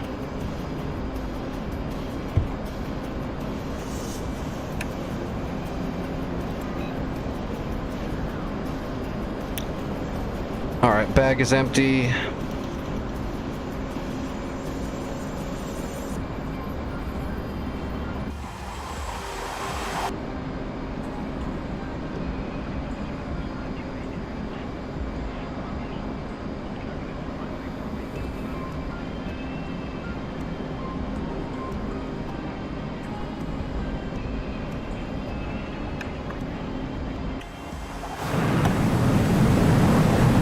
Sounded like my left engine was igniting.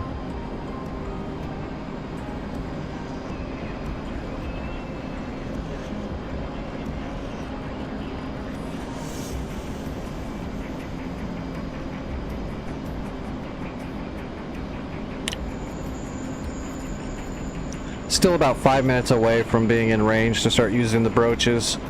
Plus I don't have a visual yet. Whoa, that was weird. Kind of lagged for a second there. That flanker's got 2 ERs left. The flanker that's in the air's got 2 73s and 2 ERs. Oh, something's on fire at the airfield.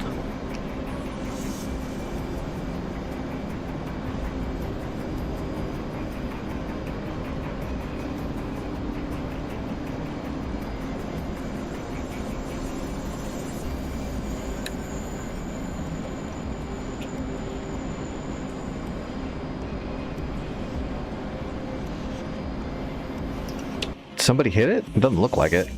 There's fires over here, but there's nothing. There's nothing over here that was alive. Where did Energy go? Did we lose him? Okay, no, he's heading back to Maymana. What is Shren packing? Probably some harms. Yep, harms.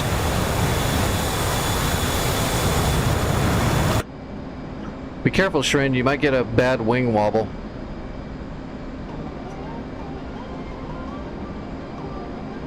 You'll be fine though.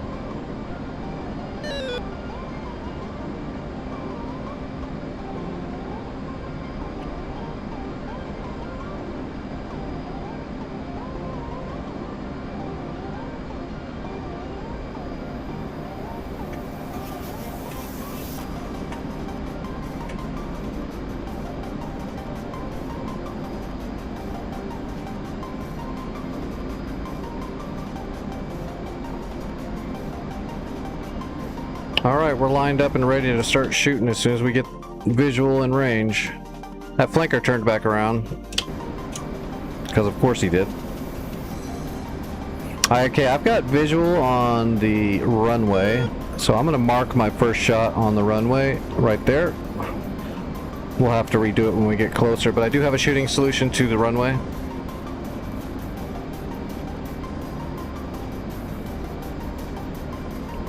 We'll remark it once we're close enough to stabilize the site. I can see those 2 Jeff 17s on the runway still, and one of the Mirages is still on the runway. Might be 2. It's hard to tell. Oh no, they're disappearing. I see them though. I can see them right there. There's the flanker right there.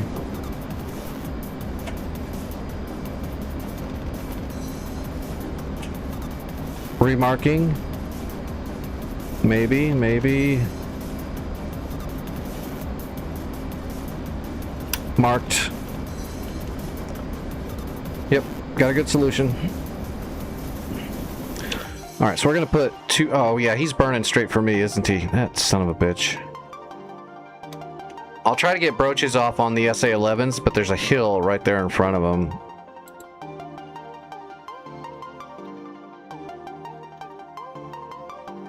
Yeah, they're right down in this hill. Oh, shoot, I need to zoom out. God damn it.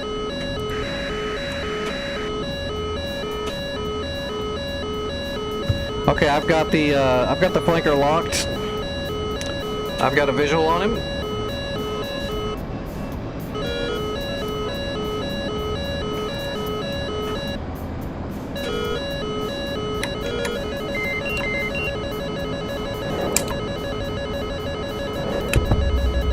Defensive.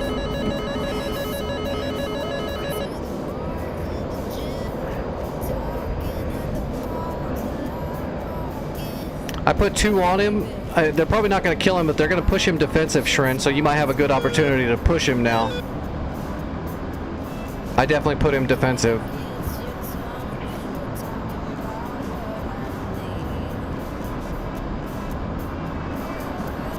I'm going to break his missile. Actually, I think I already chaffed it, but just to be sure. It's a Fox 1 he fired, so...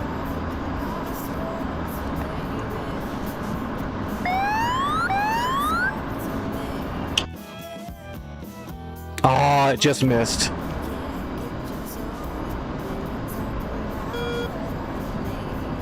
Coming around. Still got a passive track on him.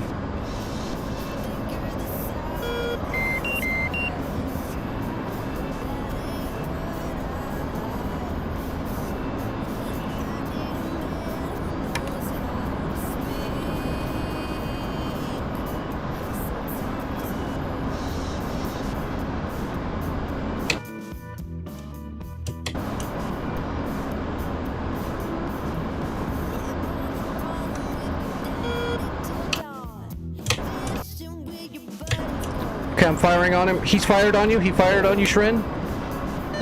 I've got one in on him.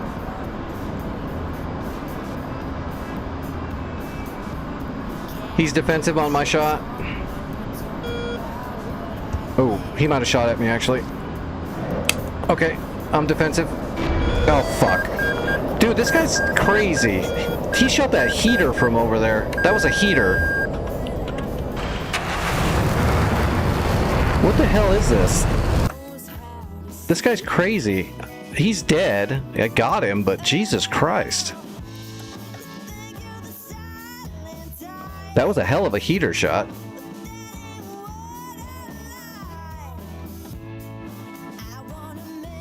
That must have been one of those broken ace ones. That was some nuts stuff.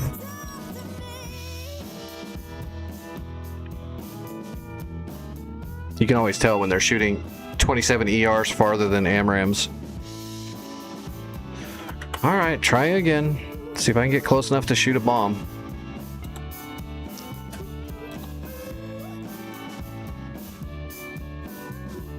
Actually, this time I'm going to load up on broaches.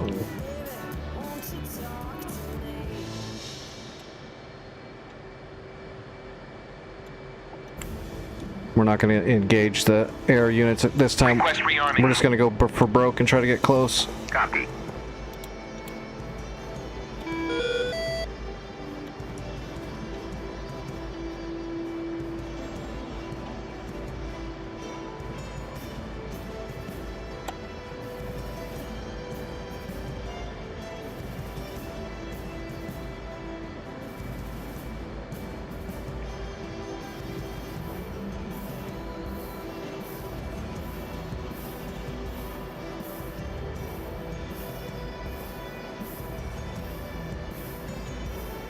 Rearming complete.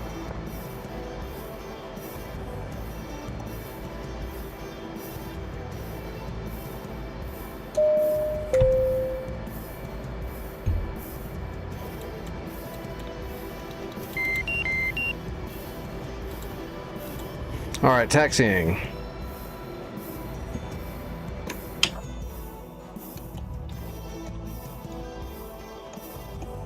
Oh, there goes our Chinook. So the NPCs can spawn a Chinook, but not me. I'm definitely going to talk to Santa about that. There should be literally every airfield we own that can have a helicopter should be able to spawn a Chinook.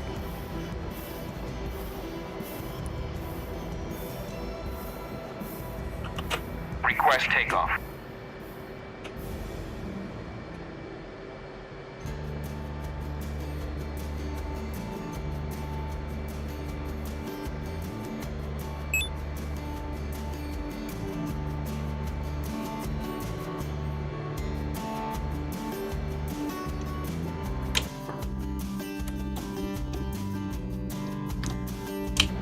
Man, if that first AMRAAM would have got him, which it kind of should have, it was well inside a good shot.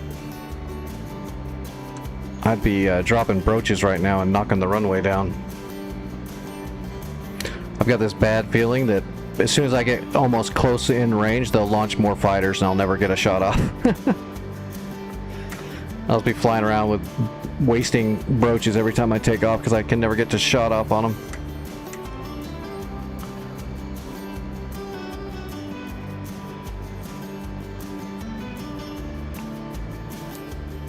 Alright, after this flight I need to take some medicine. And possibly eat a carb. We'll have to check and see. Oh my gosh, turn.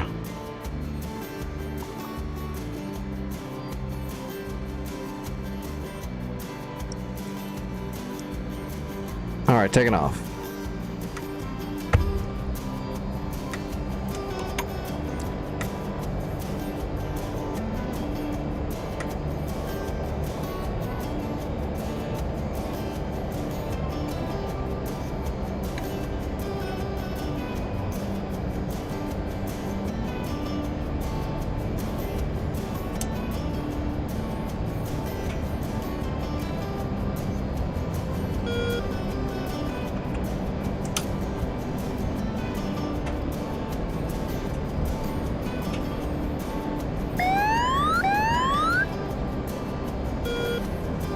Alright, we're on the way.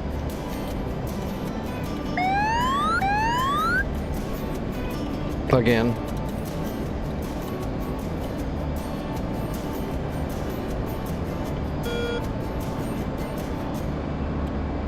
We got 8 broaches. If we can get close enough, we'll light them up.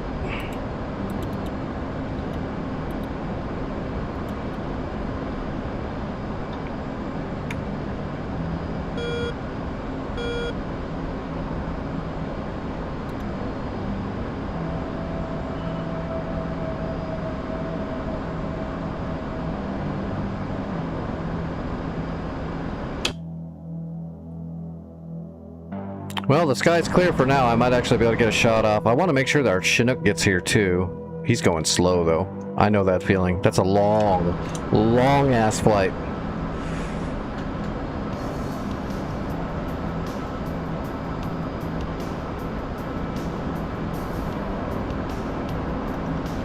Not made for disabled dudes, that's for damn sure.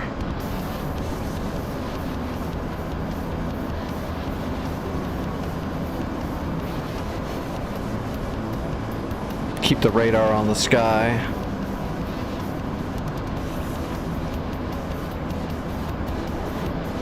Make sure we're not transmitting. Nope, we're good. Let's go ahead and switch it to TWS as well.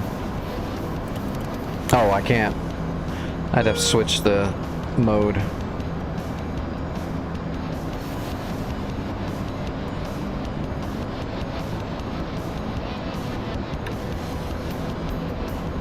Let's go ahead and turn on the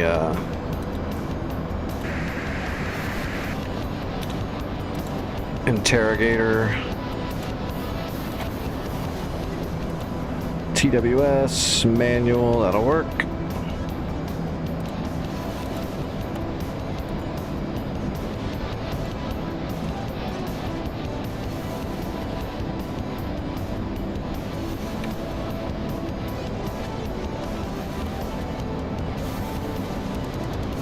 Bag is empty.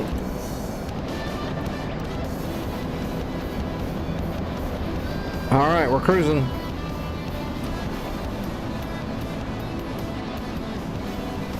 Actually, we can go ahead and take our medicine right now. We're not going to be doing anything for a bit anyway, except flying straight. Time to read comic books and eat power bars. You know, pilot shit.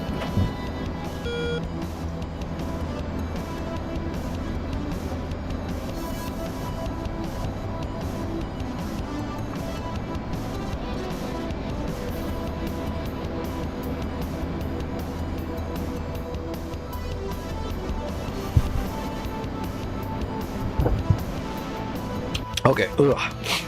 Oops, I just hit my throttle. Yeah, it's still clear. So let's bring up the sat nav. So the radar guided flak is kind of in a little gully, and so is the SA-11. You can see the ridgeline and the ridgeline here, and they're kind of like right down in this little gully. Might be hard to actually get a broach in there unless we get really close. Then we can get a broach in there. So we'll hit the runway here, and then we'll try to find... I'd really like to try to find this command post right here and hit that first, and then maybe hit all the launchers if I can. If we can take out the runway and all of the SA-11 pieces, that would be a really good start. And then the only thing we got to worry about is the enemy launching new helicopters to come here and repair it. It's a bit of a flight for them to do that, though. They got to come from Bagram or Checkpoint Delta. Oh, good job, guys. Gazani. Good, you neutralized Gazani. Good work. Very good work. That friendly Chinook's almost there to capture it. Whoops.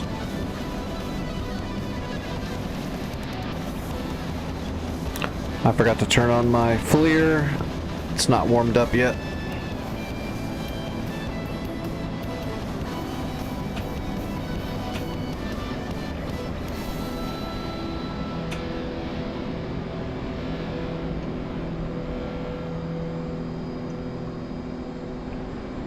Yeah, it's too bad you can't use 105s on that mission where you were using Rockeyes. But I understand that's the point of the mission, is to learn to use Rockeyes. The first clusters, the Mark 20s.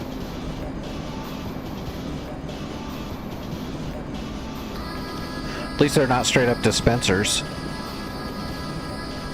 I hate dispenser ammunition. Although some of the older dispensers actually do work pretty decent as long as you're flying low and fast.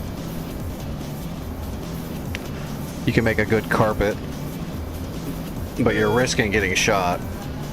A lot of risk. Not a little bit.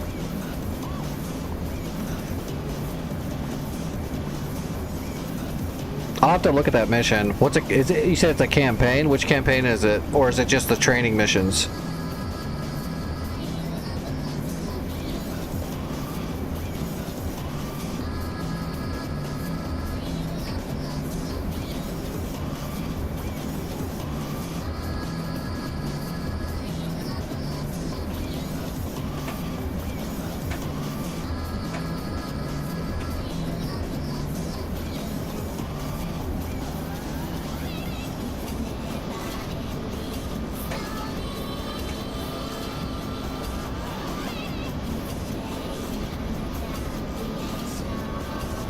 The only purchased campaign I have is the Apache campaign called MAD, I think it's called.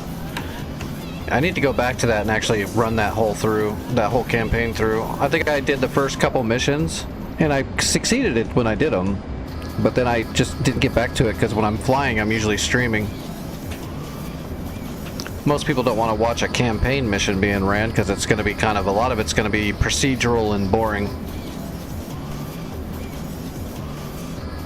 I think that first flight is taking off from a Tarawa out in the bay and then flying support. So you got to fly all the way across the ocean channel onto land and then support ground troops in the area.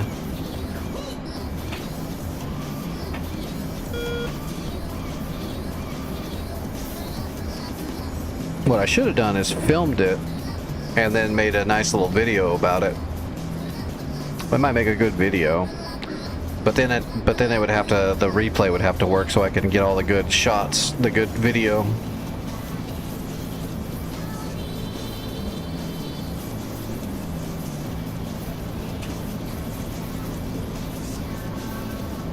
Oh, yeah, I don't do that. I just fly it. Just flying doesn't really bother me, but it would bore a stream.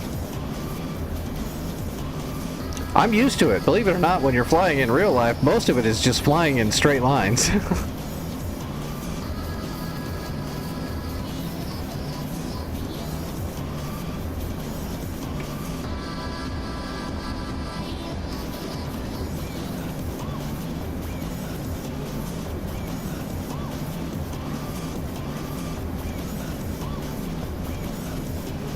$52 miles. Let's get the FLIR up. Might actually have a visual now. Okay, I got a visual on the runway. Marking my first runway shot now. Marked. I got a solution. Is there anything coming to get me yet? Nope. I'm in the clear. These are gonna get off. Here's our chance. What are you packing, Shrin? Are you packing harms? No, you're packing JSOWs as well. Okay. So if you're packing harms, I won't shoot at the SA-11, leave it for you, but you've got JSOWs, so. 55 seconds till I'm in the zone to start shooting, so another minute and 20 seconds or so.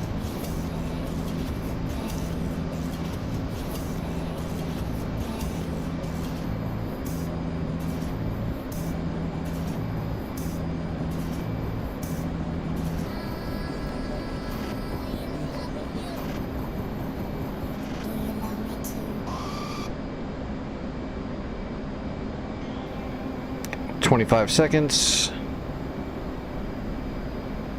That's our shooting solution right here on our HSI. Inside that circle is in range, but we'll get a little bit closer. You don't want to shoot at max range with GPS guided munitions. Just because it can get there from there, theoretically, doesn't mean it might not, because you're stretching its limits to the extreme. So I always overfly GPS coordinates a little bit before launching.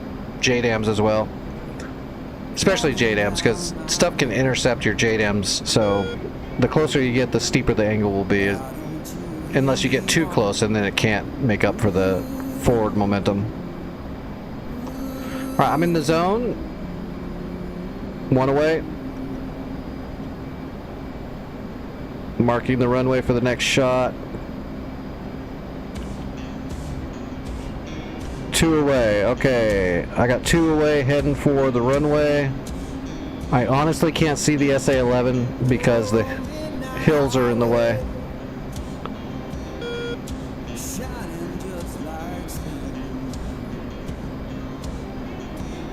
Okay, I'm starting to see them. They're starting to come into view.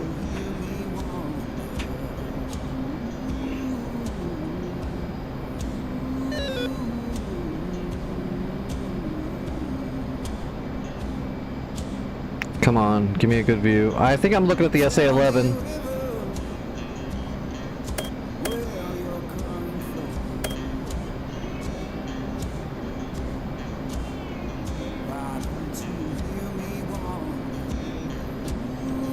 One shot away. Damn it, that hill's gonna screw with those.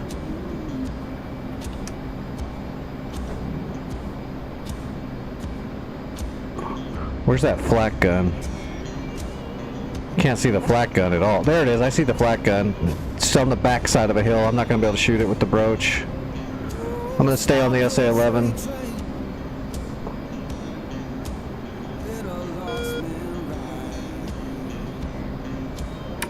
Yeah.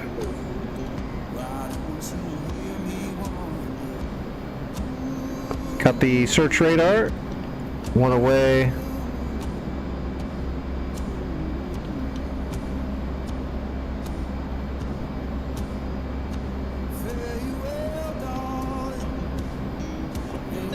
I got one left. I'm being painted. It fired on me. Defensive.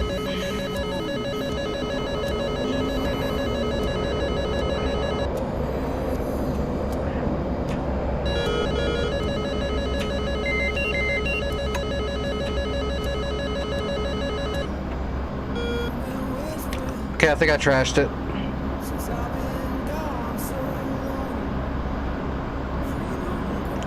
And I got all my shots off. I'm RTB. Yeah, I survived. I didn't silence everything, but it should take out the runway and it should take out some of the SA-11 stuff. They're really in a bad spot. It's going to be hard to get shots in there.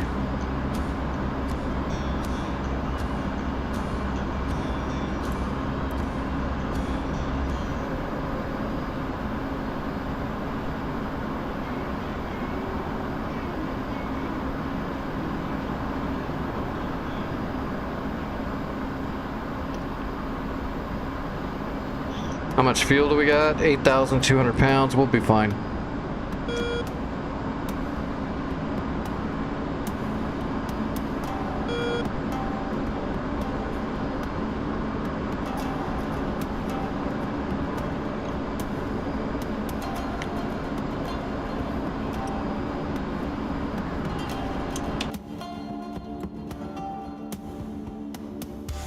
Oh, looks like Shrin got his off too.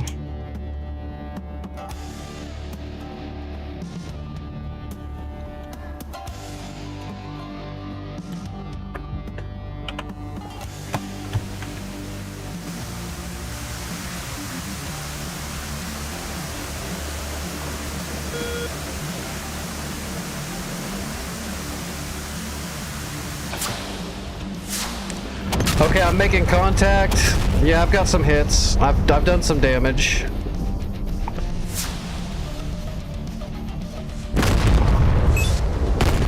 Oh yeah, I got good hits. It looks like there is 3 launchers still alive.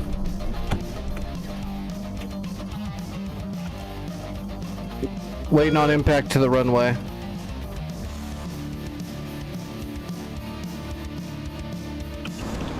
Make sure I'm not falling out of the sky here.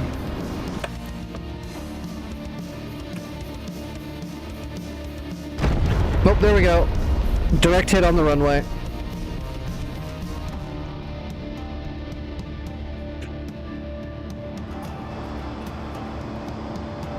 Oh, there's 4 jets on the tarmac too.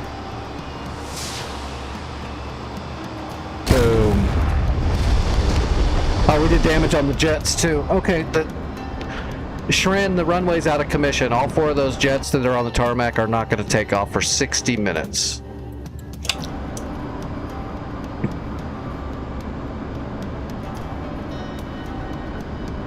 Hopefully whatever you fired will take out the rest of the Oh, the SA-11s, you hit them some more. Looks like there's just the command center and 1 launcher. There's 1 launcher left. I'm going to come back with an A-10 with Mavericks and bombs.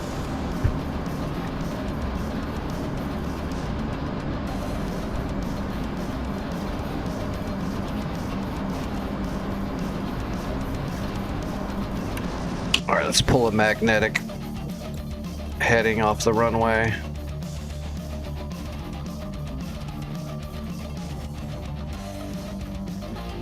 (242).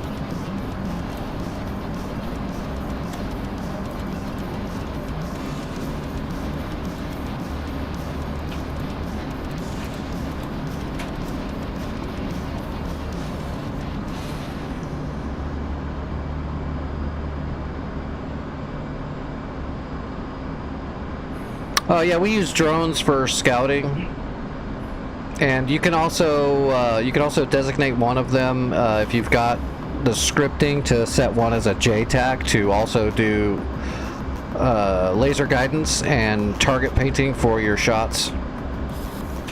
The ones we're using right there, though, are just scout drones. They're not lasing for us. Cost points and credits to set up a JTAC version of it. We don't really need that. So those ones are just scouting.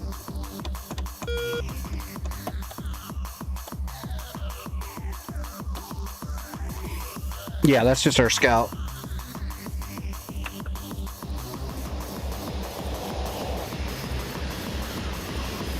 Oh, look at the destruction we did. That runway is jacked. And that SA-11 got jacked too. Sweetness. They already stole the, yeah.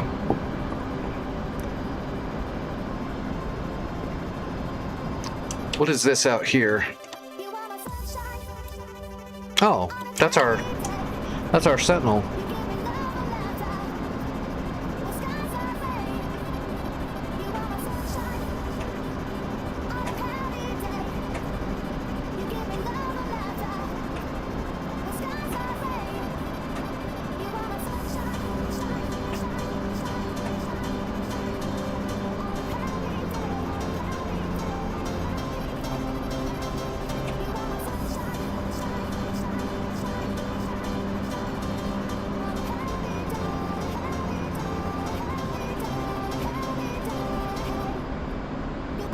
Intel received.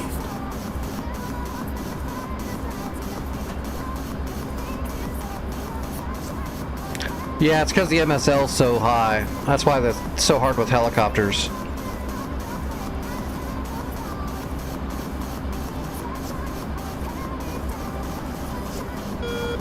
As soon as you take off from the ground, you're already at like 7,000 feet.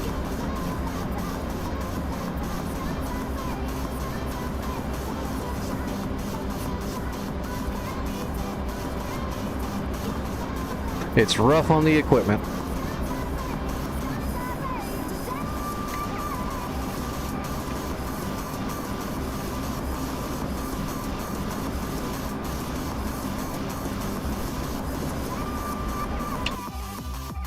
Crap, I forgot it was 242? Yeah, 242.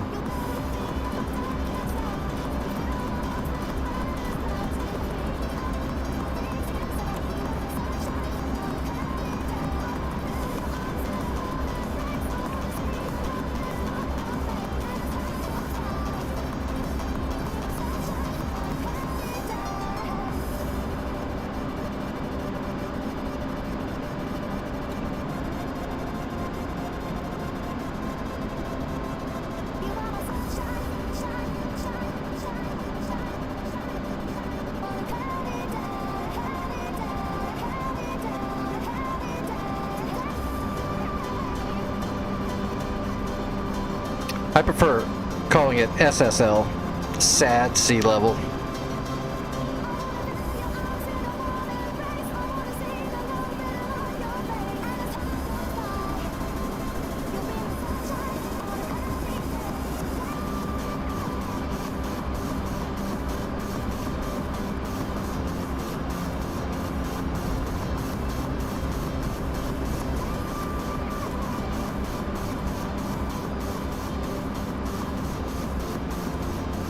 "35 miles. Tally the runway."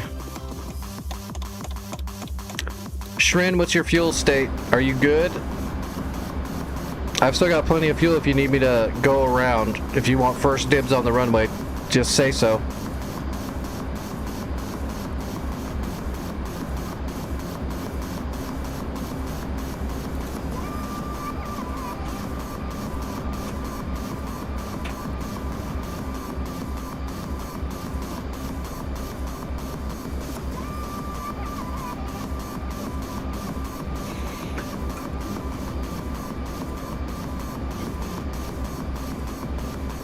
Oh, actually, Shrin hasn't been talking tonight, has he?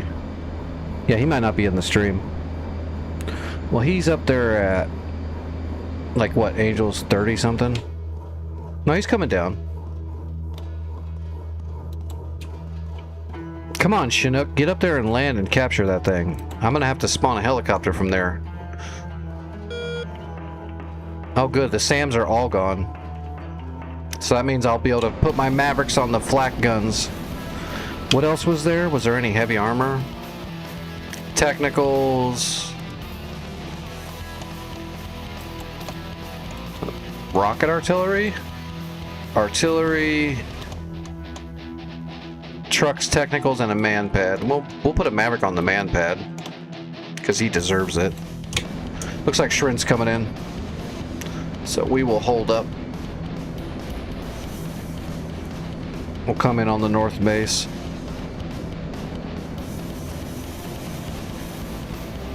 Oop, where'd he go?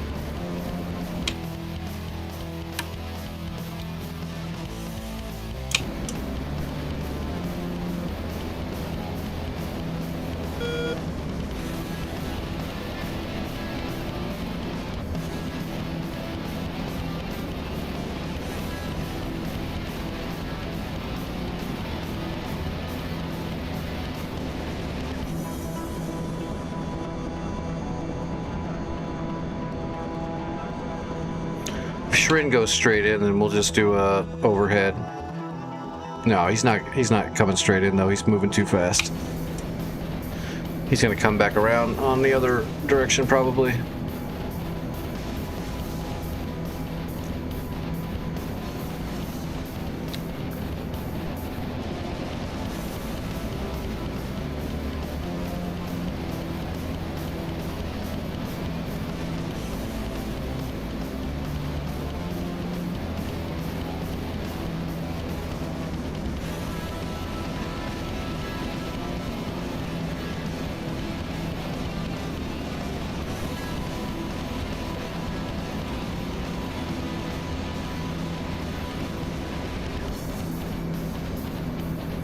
Yeah, he's gonna land west to east.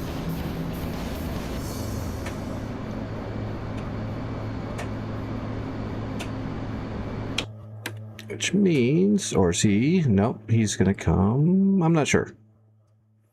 We'll just watch and see what he does.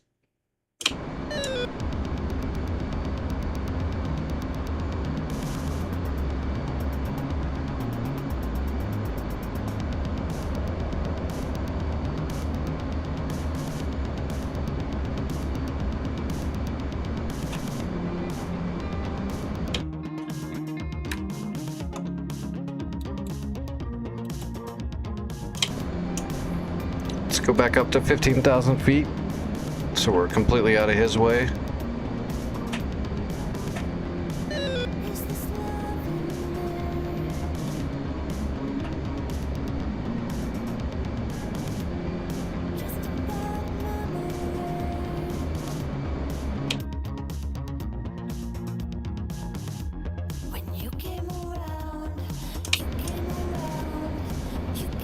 Okay, I don't know what's going on.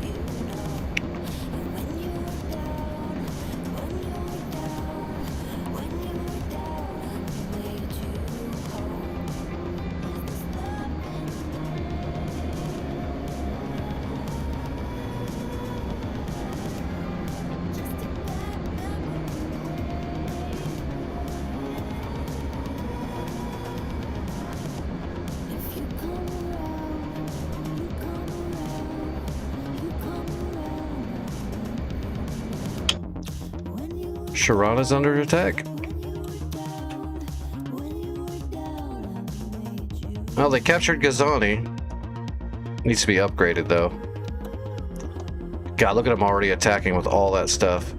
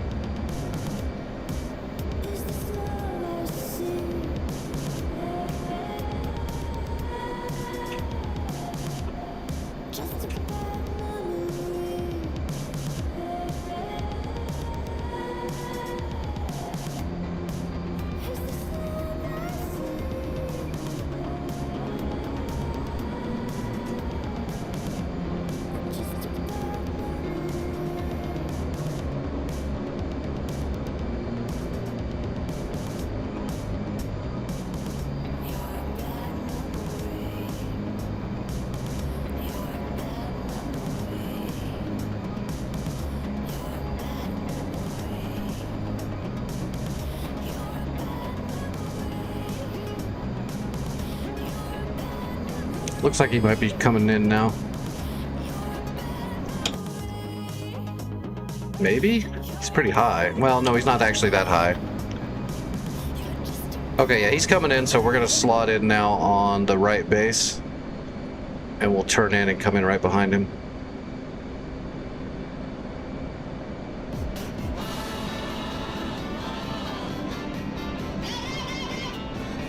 Alright, start slowing down.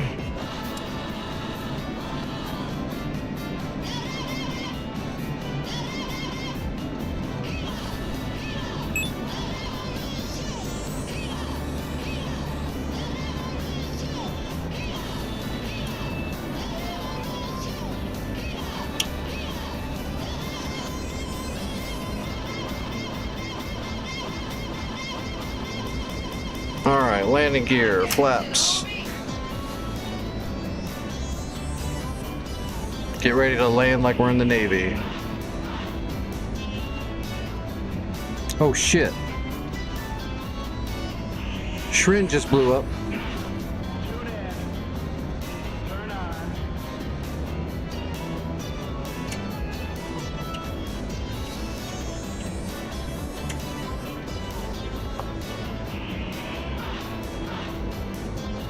Alright, we are on speed.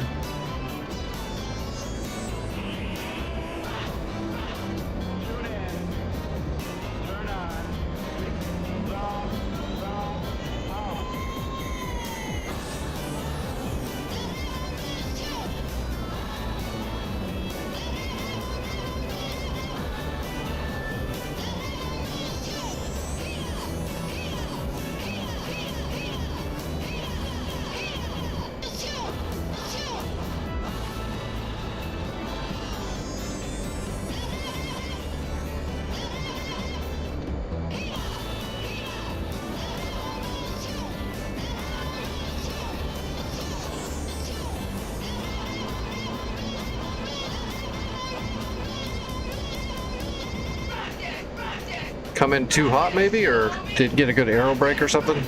Something happened.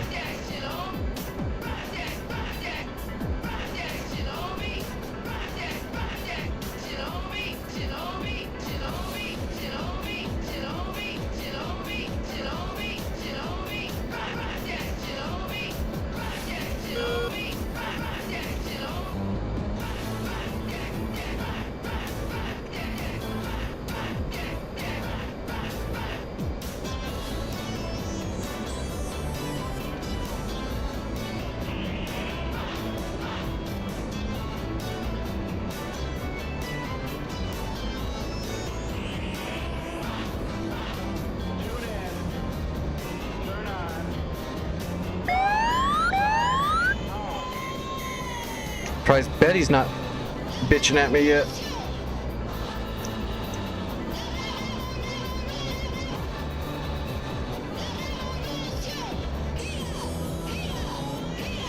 All right, we're in the groove.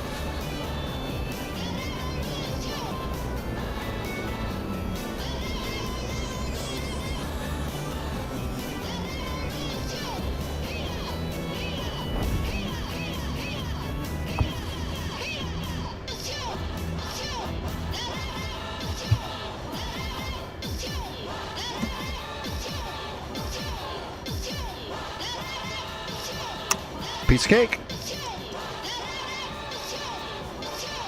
All right, what do we get for that? And we bombed out the runway and most of the SA-11. 172, that's it. That's pretty low, actually. That's a bummer. All right, doesn't matter. We got the job done. Let's grab our strike craft to get back up in the air ASAP before they can start repairing shit.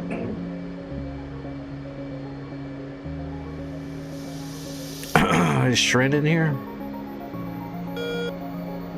Nope, he hasn't respawned yet. Let's just pull off into the grass so there's no mishaps.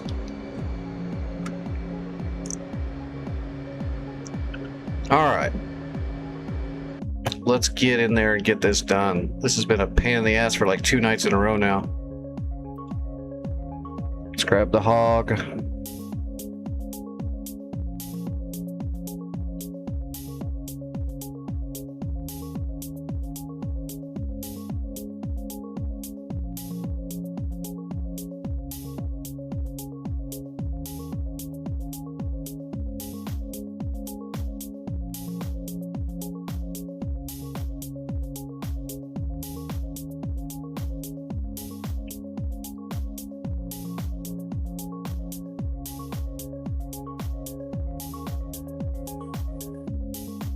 Alright, we're going to bring 21 laser-guided rockets with penetrator heads, 2 GBU-12 bombs, laser-guided bombs, 6 Mavericks, and 1150 rounds of Freedom.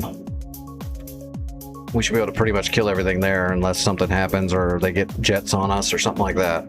If I can get in there, though, it's all going to go away. All of it.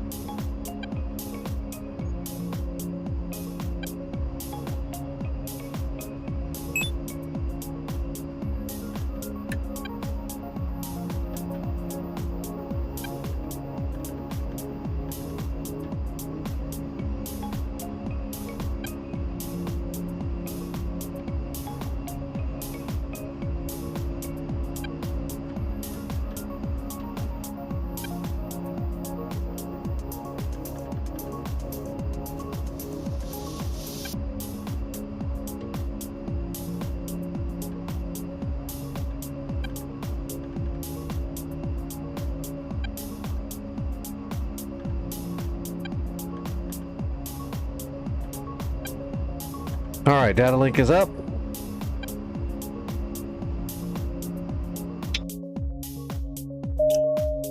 Oh, Shrin's still there. Did he not blow up? Oh, he didn't blow up. He didn't blow up. I could have sworn I seen him explode. I am confused.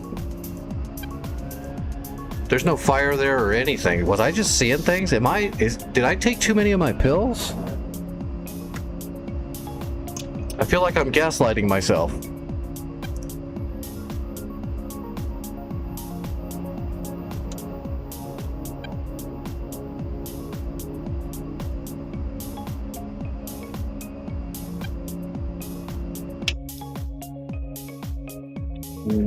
Now he's back here behind us. Okay. Let's just go. We're no more questions.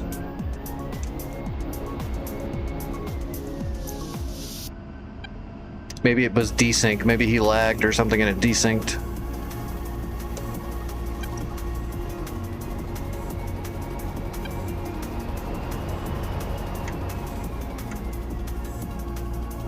Oh, I wonder if it would give me an escort.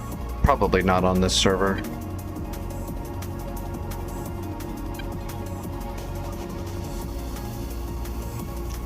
2992, got it.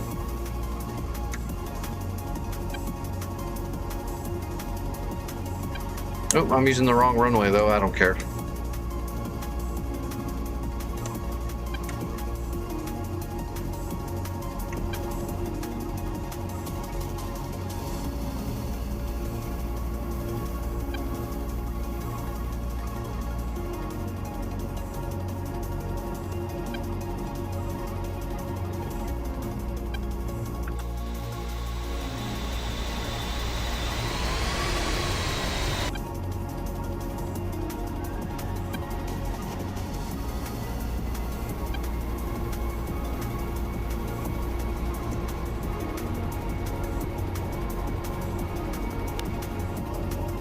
Whew, okay, I'm back. Jesus. That'll wake you up.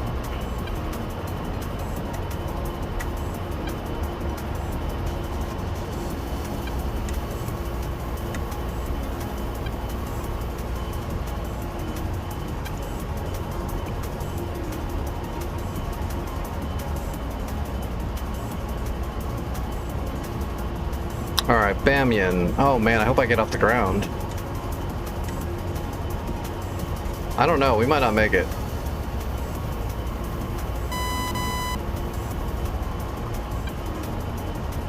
Oh, Jesus. I can't believe I just pulled up at 135.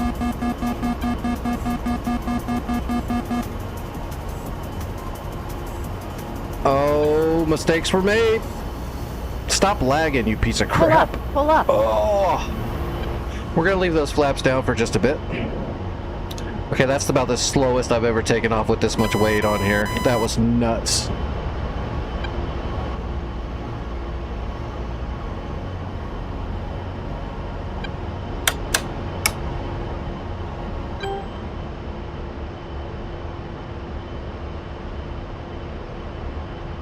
Start trimming.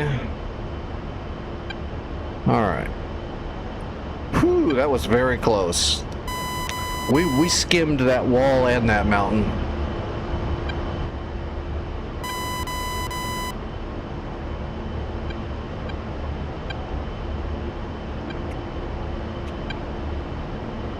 All right, let's go ahead and hook Babian.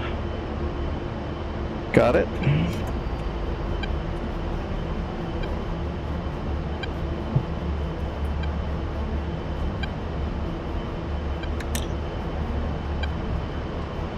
We don't need to turn on the Mavericks till we're way closer. We're 122 miles out. I left a lot of pee back there.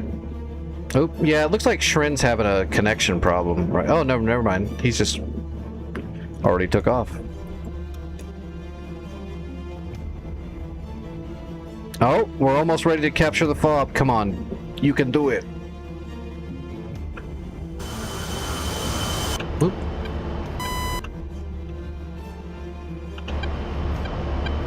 I could hit the right button. There we go.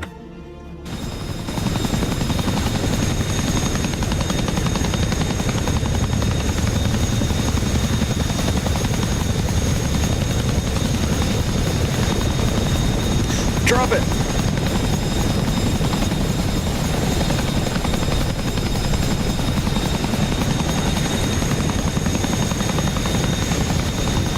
Holy crap. Everybody on that Chinook just lost their kidneys. And their lunch.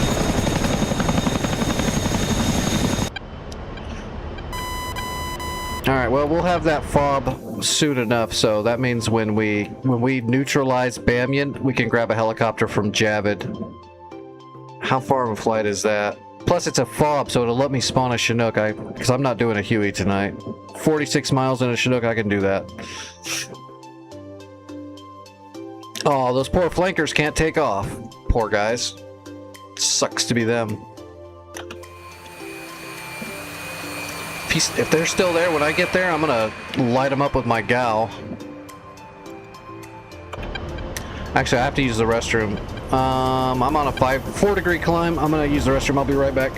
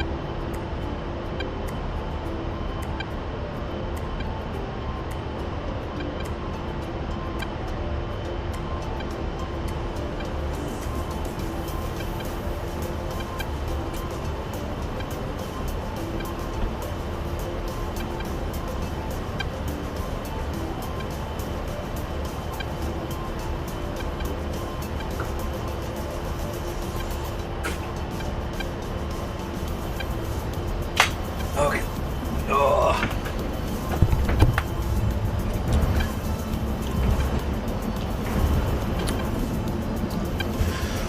That's the luxury of DCS. If you gotta pee, you can get up and go pee. You don't have to use a piddle pack.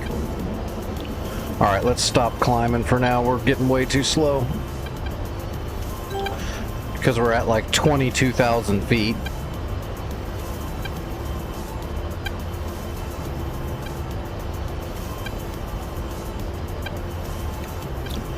See, Shrin's probably getting close to doing whatever he's gonna do, right? Oh no, he's still got a ways, I guess. I keep forgetting how far away everything is. Oh, energy. What's energy doing? He shot something. No targeting pod, so I'm not sure what it was. He's probably just doing air-to-air.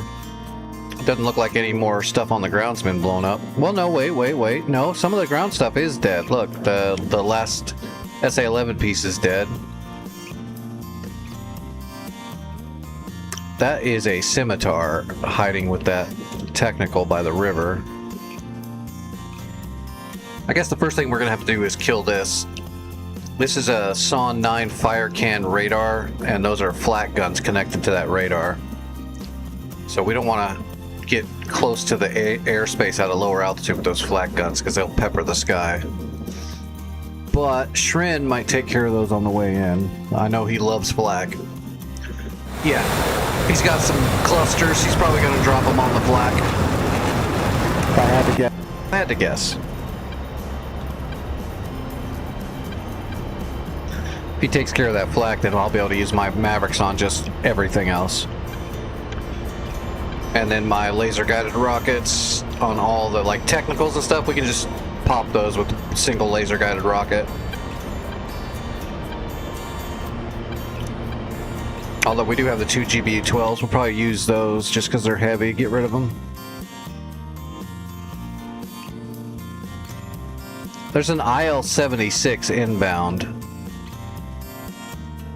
That's going to be a target of opportunity. That'll be like some enemy leader of some sort. If we can shoot that down too, that'd be great. That'll be a lot of points to whoever shoots it down. Credits for the team. Be a good one.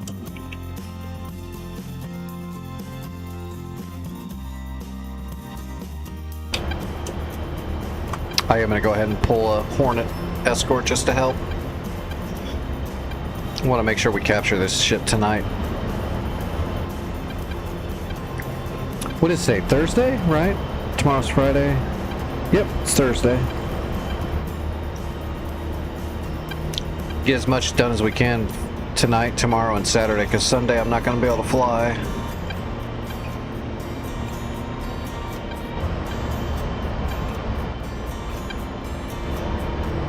For tomorrow or Sunday night as well, if you're trying to get a hold of me in the Discord on Sunday, there's going to be a big, large period where I can't get back to you for a little bit. But I'll get back to you when I see it later. But I'm going to be unable to respond to anything for about 4.5 hours, roughly. In the evening, where normally I'm available to chat and all that.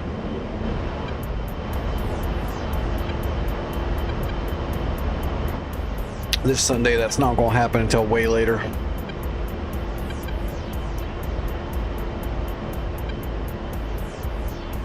Wonder if I can climb a little bit more now. What, we got 250 knots?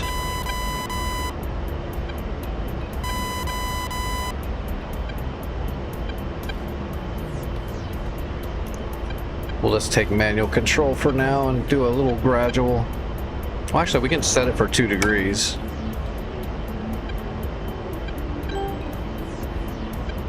Yeah, there we go, 2 degrees. Although, watch it bleed our speed already because DCS underpowered the A-10 a bit. Yeah, it's gonna bleed at 2 degrees. Probably should have defueled a bit.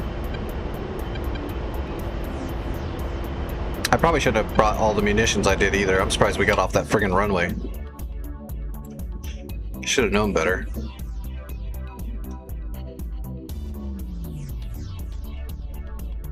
How long is it? It's still like it's like 1 mile. Yeah, it's a 1 mile runway. It's because of the MSL. My two halves of a turbofan.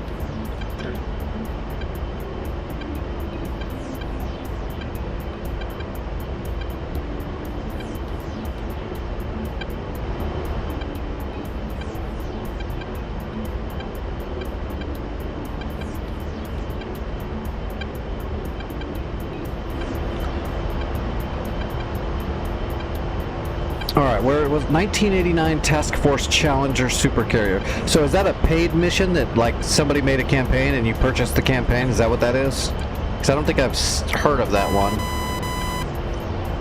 Task Force Challenger Supercarrier.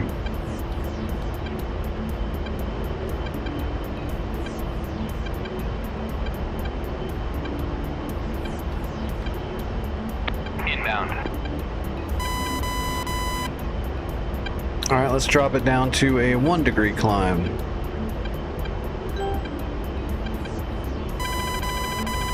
Oh no.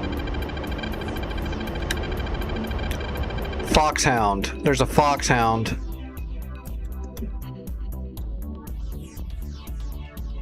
I don't see it. Oh, come on. That's some Iosauron shit right there. I'm getting actual spiked by a MiG-31 that's not even looking at me and is friggin' 150 miles away and cold. Flanking. That's silly. Oh, okay. I'll have to look that up then. That means I probably already have it. When we're done with the war tonight, we'll try to remind me so I can look that up. I really have never messed with any of the campaigns or anything. I did a couple of the instant action missions a long time ago. I thought they were pretty cool. I usually just, you know, I would make scenarios when I was just practicing, program my own.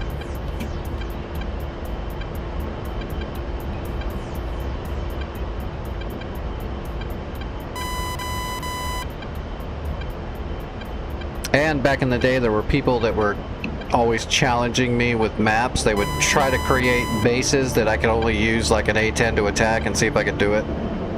We did that a few times.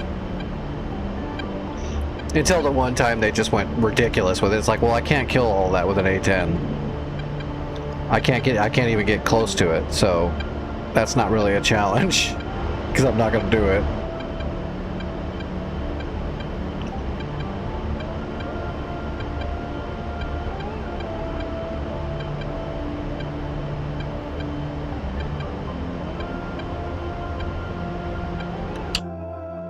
Alright, Shrin is in there. Shrin, you got a fulcrum coming down on you, though. To the north. He's a little ways off still, but he's coming for you directly. Oh, there goes another cluster. Oh, wow, he's not even using a targeting pod.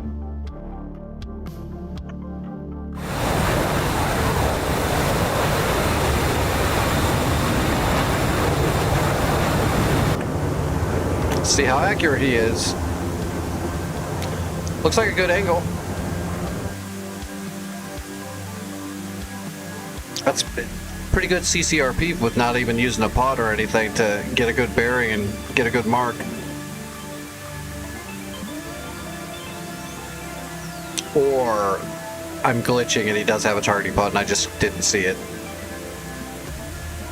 Looks good. That's where the flak guns are, over here somewhere.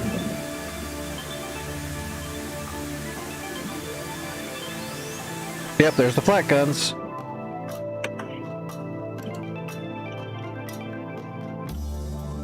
Oh, maybe not. I don't see them now.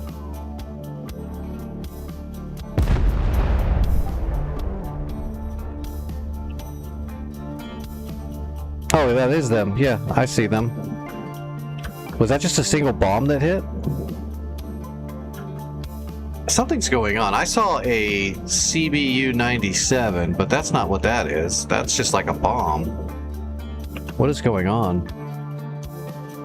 It hit. He got that flak gun.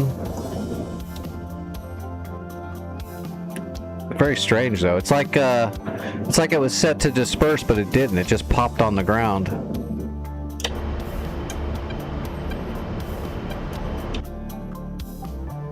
If that was a 97, it should have opened up high above.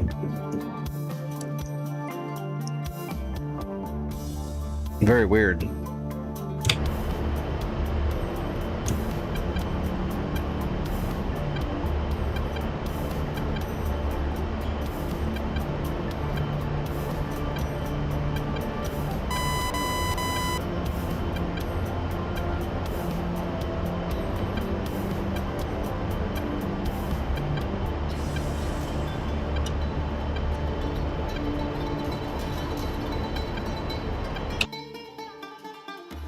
Oh, get him! Get him!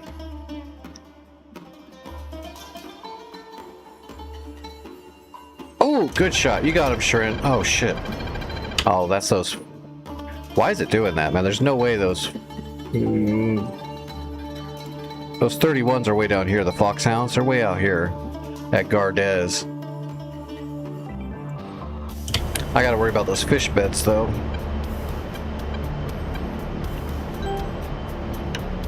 Alright, how far away are we? 56 miles. I'm gonna start warming up the Mavericks. Where's my escorts? Are they just now taking off? That's not good. I need them up here. They just now took off.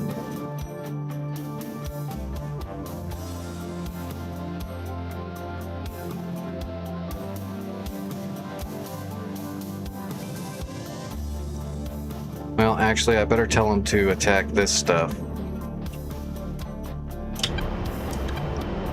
Kind of a waste of my escort, but if we can stop those bombers, that'll be good. Just worry about these fish beds getting up in here, and I can't really do much about those suckers unless they're gonna be stupid and let me get behind them or something.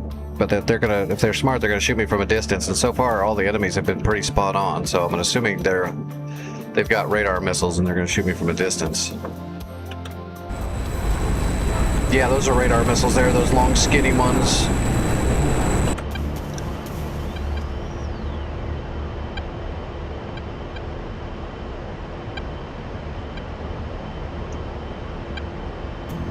Do my best to chaff them off, but haven't had much luck tonight.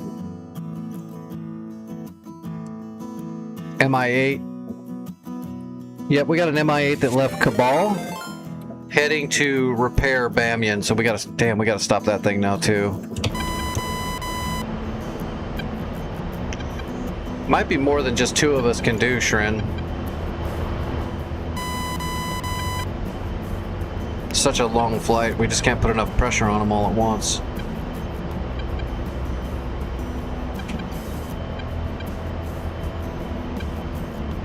Still can't believe my escort took that long to get up in the air. What a waste. Yeah, these friggin' fish beds are gonna get me. I'm not even gonna get there.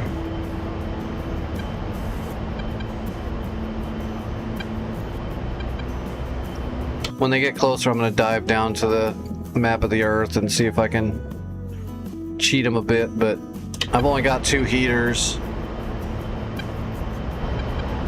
Should have brought 2 more heaters.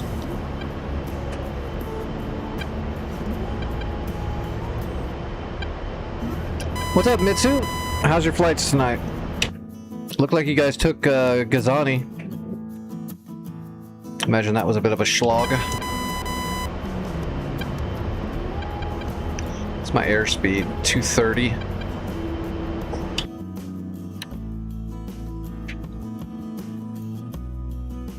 And my escorts are engaging the bomb. Well, at least my escorts stopped the bombers from hitting Shagshiren.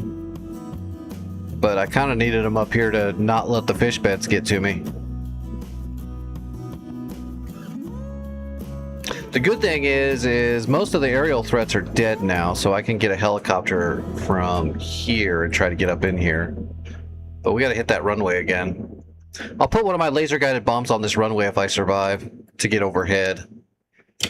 But I imagine the fish beds are gonna get me.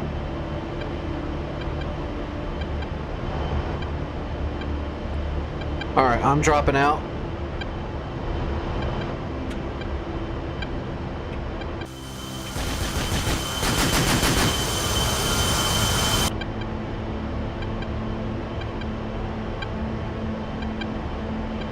Alright, switch to air master mode. Get my gun set up. Make sure our heaters are gonna work.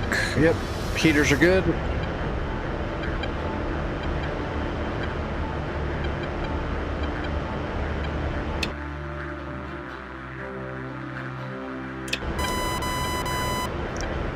I'm just gonna try to trick them so they go away, because their radar, in real life, their radar wouldn't be able to see me down here at all. That old vodka radar wouldn't work. But these things are all on like ACE, so I imagine they're gonna be able to see me. Pull up, pull up. They've got the Palantir for a radar in there, the Eye of Sauron.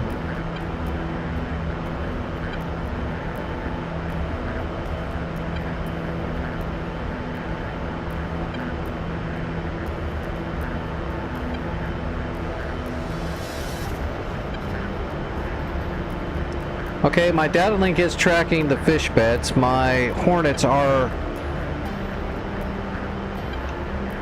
They know that those fish beds are there. I can see them on the data link. Just wish they were a little bit closer to do something about it.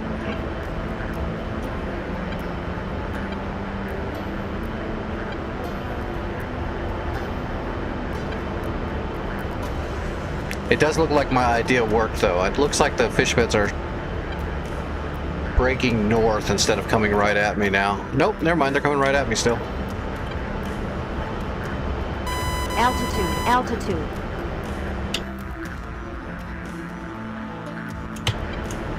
think that data link information's a little off. Nope, never mind. It's pretty spot on. Oh yeah, he's coming right for me. Altitude, altitude.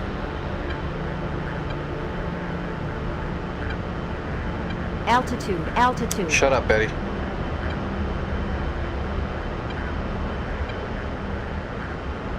I've got plenty of fuel, so I'm gonna try to stay in the canyons here until is my escort coming?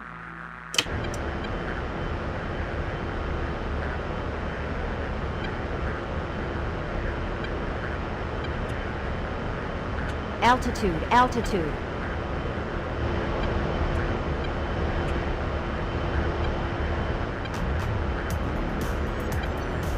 Altitude, altitude.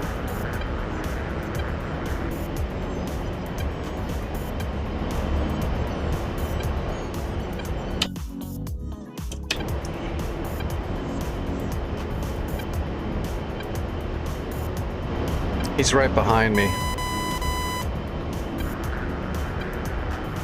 Altitude, altitude. Pull up, pull up. Altitude, altitude.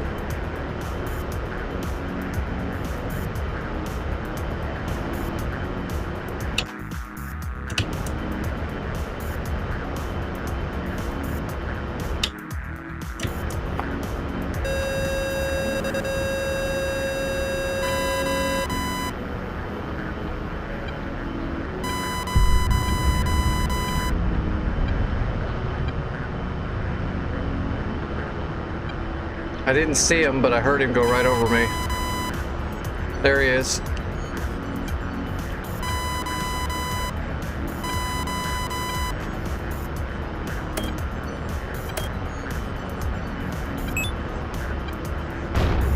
Damn. The other one hit me. Yep, the other one got me there. Of course. Starting to hate this map.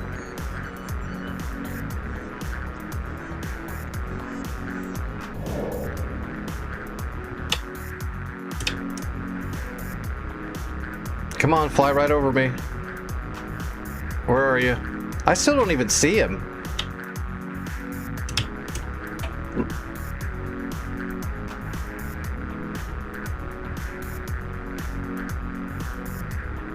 Am I blind? There he is. No, wait, that's not him.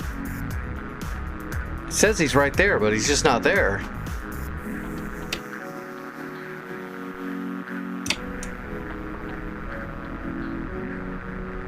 I'm not seeing these jets.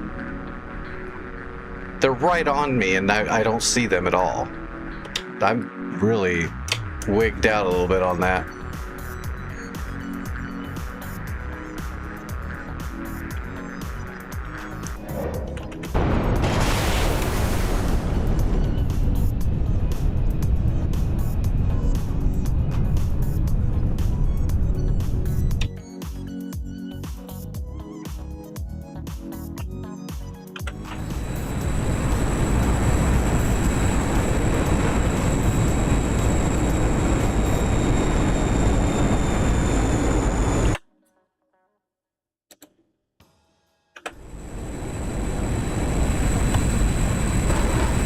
Single gear shot with a shitty R60 aphid. That's crazy. I never saw a single one of those planes. Even when they were right on top of me, I never saw them. I don't know if it's a glitch or if I'm just going blind. I never saw anything.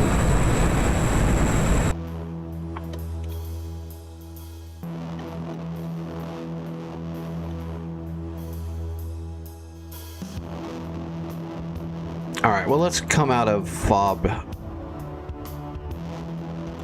We've really got to actually get here and fucking kill something, or else they're just going to repair everything yet again.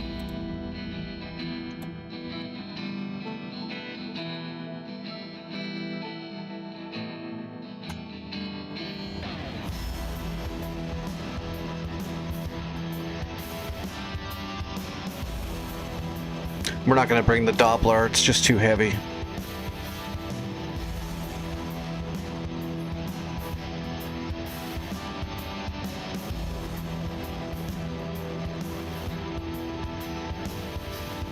Uh-oh, it's gonna lock up. It's gonna take a second to load through.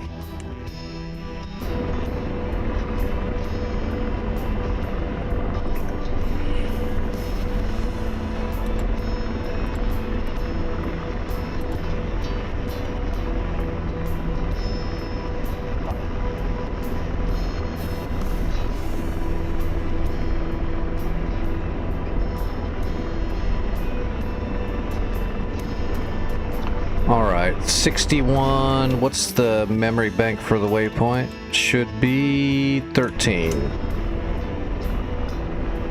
So let's get rid of all of this.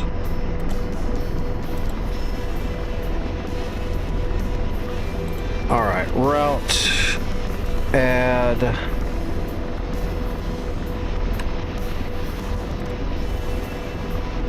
And then whoop, add waypoint 13 and direct to 13. Okay, that's all we need for a mission.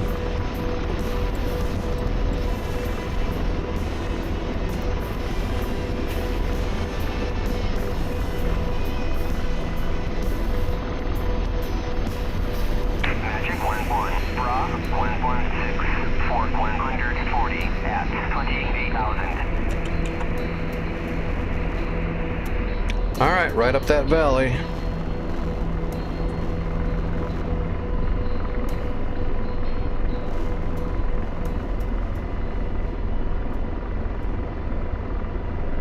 Ugh. Well, you can tell. Oh, no. Rotor RPM low. Yeah. I might not be able to get going here. We're gonna try. Let me get transitional lift. Will be okay once I get transitional lift. I don't know if I can though.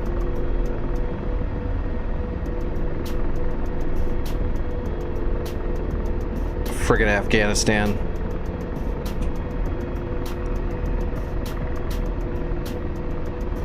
Come on. Come on, there we go. There we go.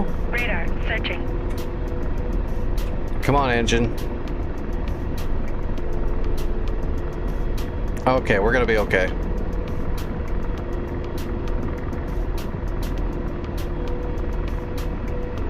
That's that awesome MSL. Just destroying our equipment. Alright, we've got transitional lift. We are not gonna be able to hover until I shoot about 50% of these Hellfires or more. We'll have to stay moving the whole time. We can probably pop a hover once we're down to like just, I don't know, 4 or 5 Hellfires.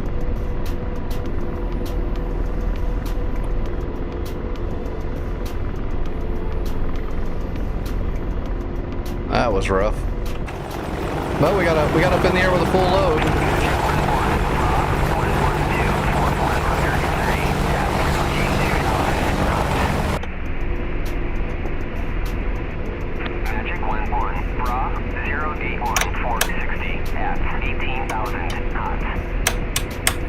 Alright, George, you get the Hellfires.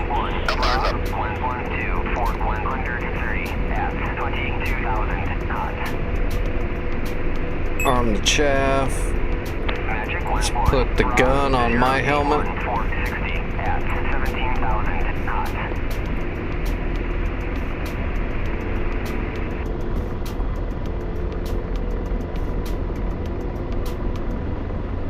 Roger, ceasefire. Let's do a gun check. Shoot right there. Yep, looks good. For now. I'm sure it'll desync when I get there. Magic 1-1, Bra 084 450 at 22,000 knots. Magic 1-1, Bra 0. We'll stick around and try to kill everything there as long as there's no jets on us, and then we'll stick around after we neutralize it to make sure we kill the Mi-8 so it can't recapture it or repair it.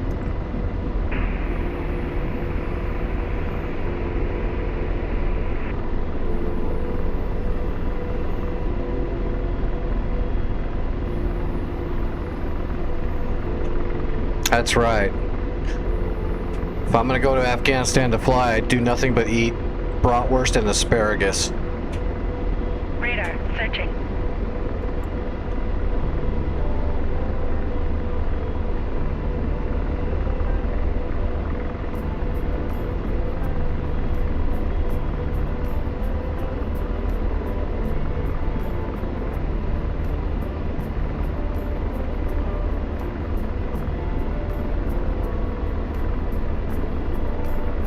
Magic 1-1. Bra 057 440 at 20,000 cold.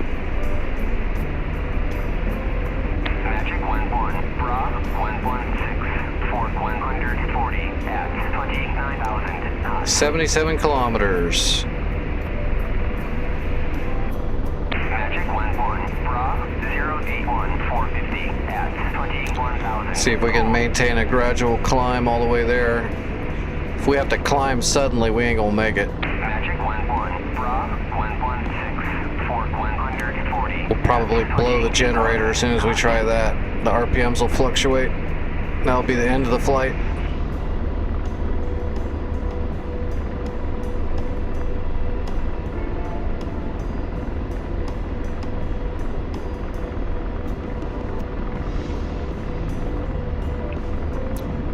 Half tempted to kick on the APU flying at this height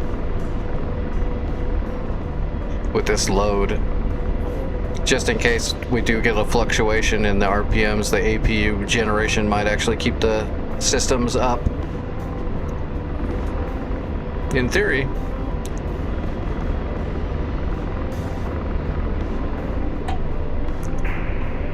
Magic 1-1. Pop-up group 091 490 at 14,000 knots.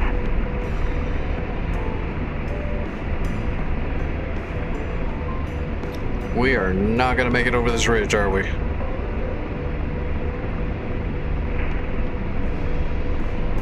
We got a little bit of a climb going, and we're still maintaining 107 knots, so that's fine. I don't want to slip below 107 or 100 knots, though. Magic 1-1. Bra 072 450 at 24,000 knots. Magic 1-1. Bra 091 480 at 20,000 knots. Magic 1-1. Bra 071 450 at 24,000 knots. Those fish beds are still around. Again, they should be out of gas. Magic 1-1. Bra 072 445 at 24,000 knots. Magic 1-1. Bra 071 445 at 24,000 knots. That must be the fish beds, actually. Magic Radar 1-1. searching. Bra 106 for 130 at 28,000 knots.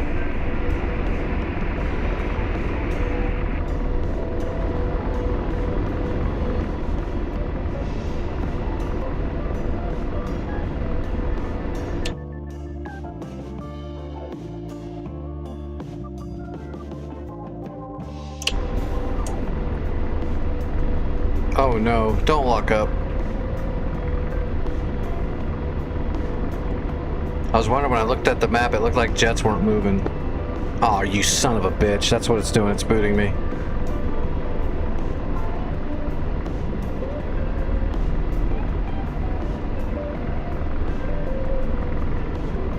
Oh my gosh. You are kidding me.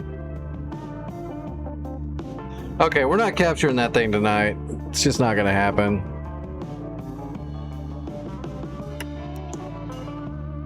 It's just not gonna happen. I got booted. Alright, what was that campaign? It's just under campaign?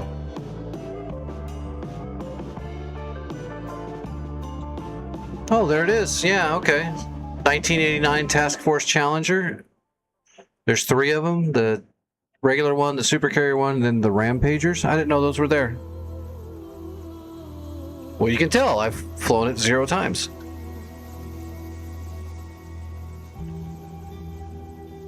I'll have to check those out one of these days.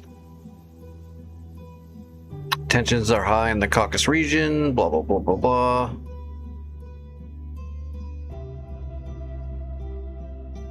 Oh, it's a Stennis. Oh, that's the Stennis one. The supercarrier one, I assume, is the same mission, except we've got one of the... Yeah, okay, the Abraham Lincoln.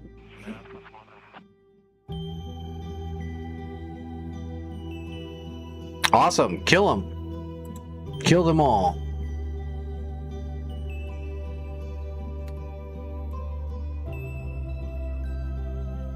They deserve no quarter. They have infinite fuel and radars that work way better than they should.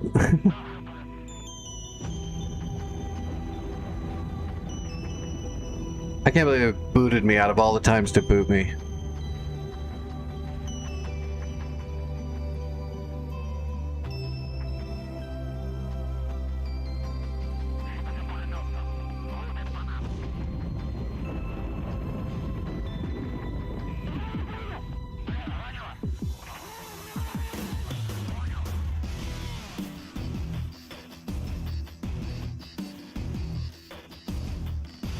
We got Energies in there, Shrin's in there, Neb is in there, Beard is in there. Oh no, Beard's dead. Beard got shaven.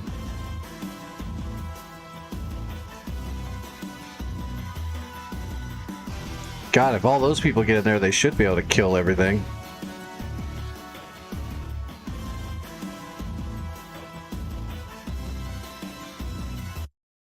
I love how even their R-60s, literally the worst missile ever, it rarely is ever going to hit anything. Theirs are perfect. Their R-60 aphids don't miss.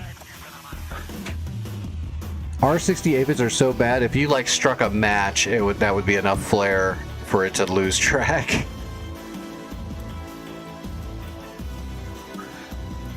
I don't even know what to grab now.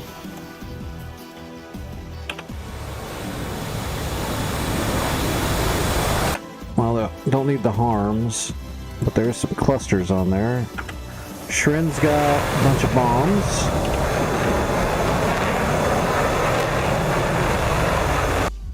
You know what? I wonder if I should grab an MI8 and grab some stuff to capture this thing, and just depend on you guys to kill stuff. But with the MI8, I can put some autocannon pods on here. If I have to kill just some trucks, I can do that. If it'll let me spawn it. That might be the play.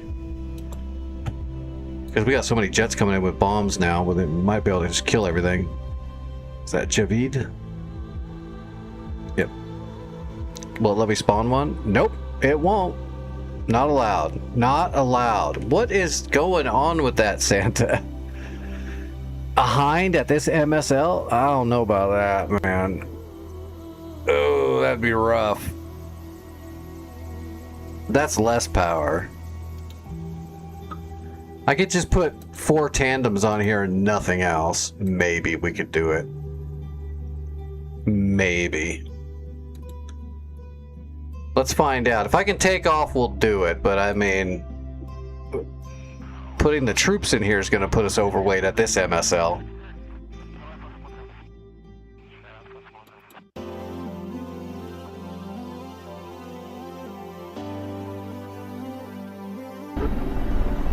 Adjusting magnetic declination. Ready.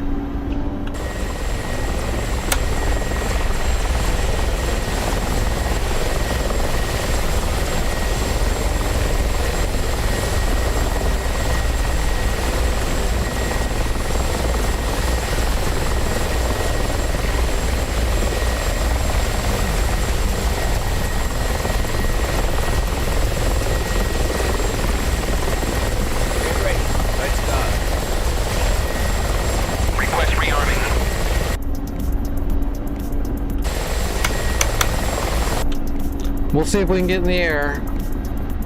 I'm gonna depower everything that I can and see.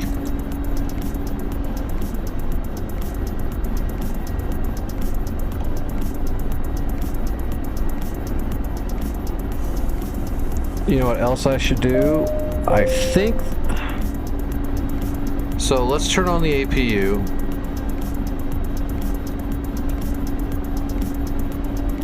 We're gonna crank up the APU.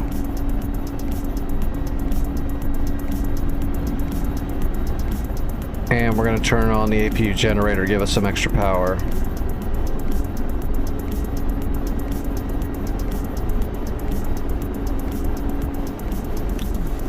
Maybe that'll save us from both blowing the generators when we take off.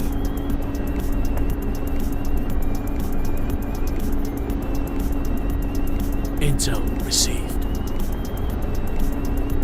Alright, APU's up and running, and we're generating power. Okay. Well, let's see if this works. We'll turn on everything else on if we make it, if we get up in the air.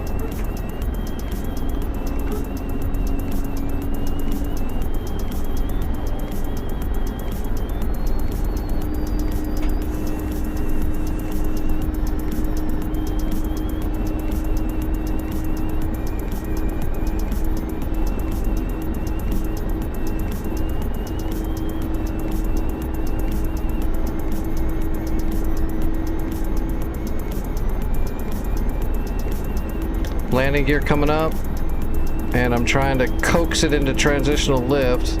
The APU thing's actually working.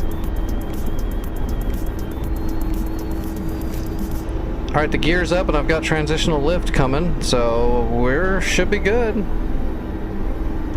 We're airborne at least. Alright, killing the APU generator. Killing the APU. Turning on weapons. Powering up the systems.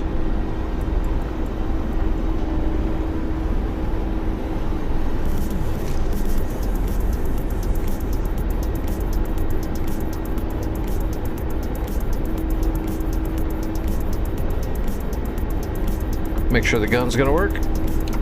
Yep.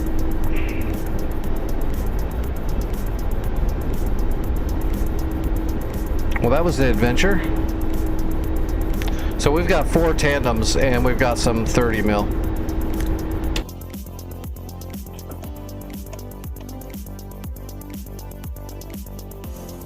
And we got a hell of a flight to get there.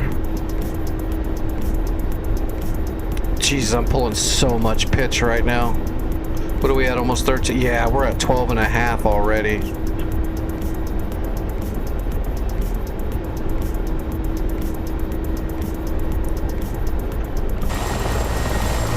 Look at those blades.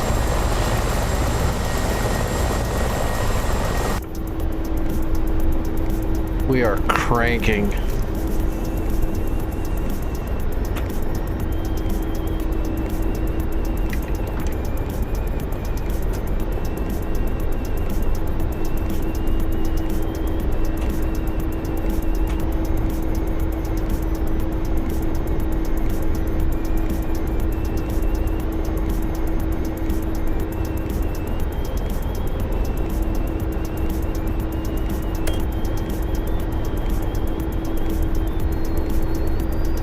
Oh, good job, Shrin. Shrin hit the runway again.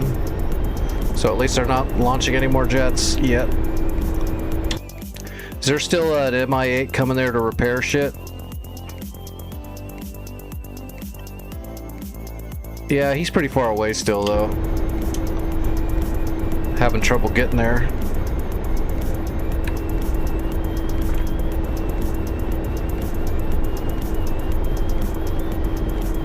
Alright, I've got good transitional lift now.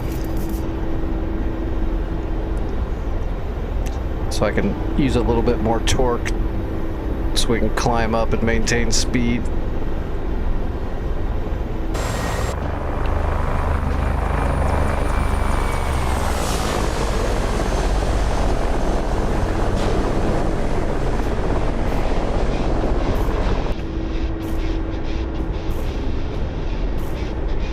Alright, now don't boot me, game.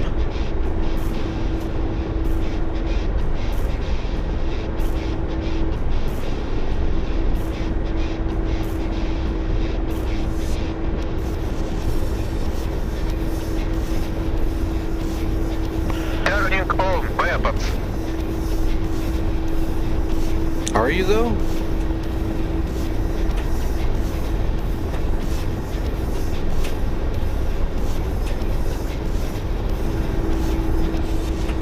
Oh, I gotta draw some blood.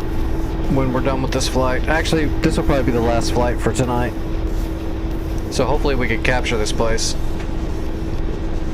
But then, yeah, I gotta draw some blood and... Commander weapons ready. Атака selected.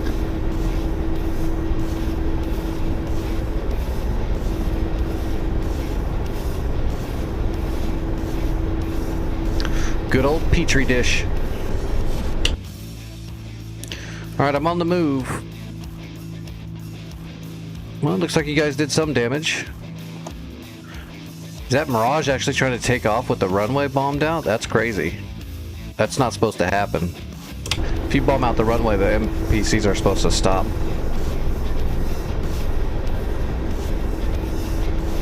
For 60 minutes repair time.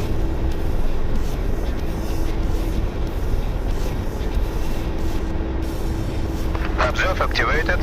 Looking for targets.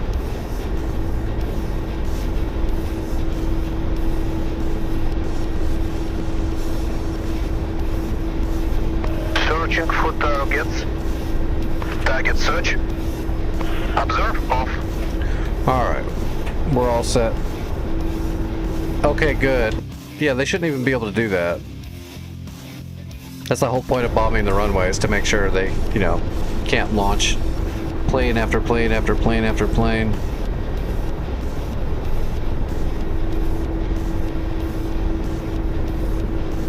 Alright, unloading a little bit of torque now that we're above.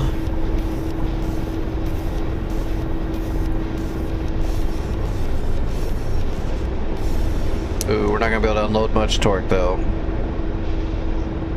Start slowing down and sinking right away. That's not good. This is gonna be fun to land. We're definitely gonna be landing on the runway.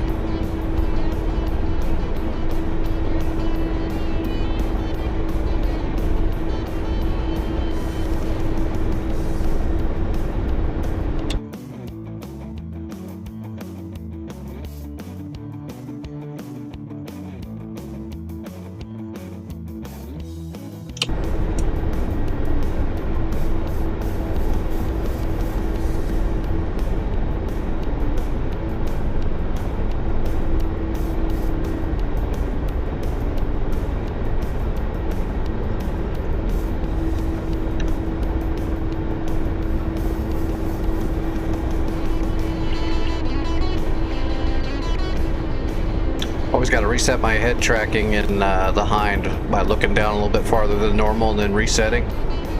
Or else I'm looking up like this the whole time. Just trying to see out.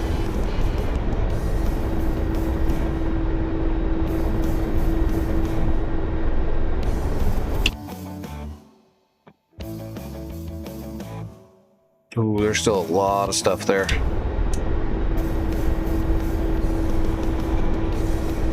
Those flak guns are still active. Definitely need to get rid of those flak guns. That might end my whole run.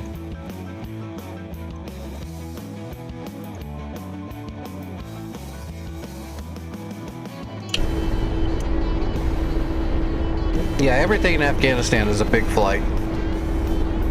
Everything is a whole ordeal, which is why it makes it a lot harder, because they can start sending stuff right away to repair it and recapture it and all that stuff, and it takes you that long just to fly there, kill some stuff, fly, and then fly all the way back and rearm, reload, and all that. I mean, it takes a lot of time. It makes it real hard. Oh shit.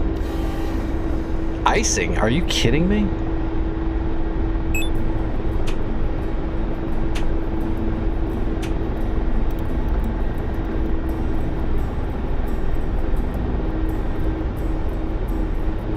Apparently it's chilly.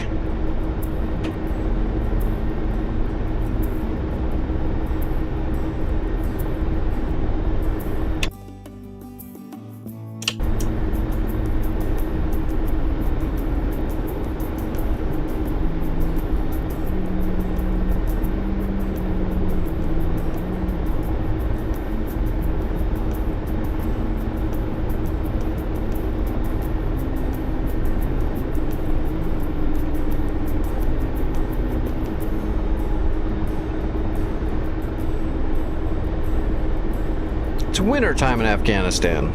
I didn't even check the temperatures. Alright, yeah, de-icing's running. If it keeps going for another minute or two, we'll put it up on high. I just don't want to use too much power. Oop, Shrin got killed. What got Shrin? Must have been the flak guns.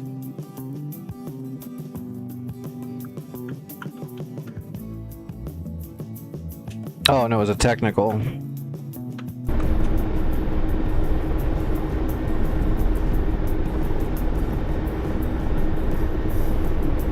We'll probably have to hit the flak guns with a tandem just to get them from a distance.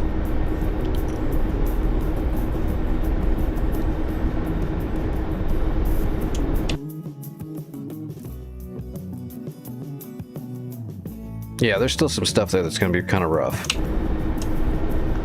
To shoot a technical with my gun, that means they can shoot me. Same with the flak guns. If I get close enough to hit them with my 30 mil, then that means that I'm well in range of the flak. We'll see what we can do. Okay, icing.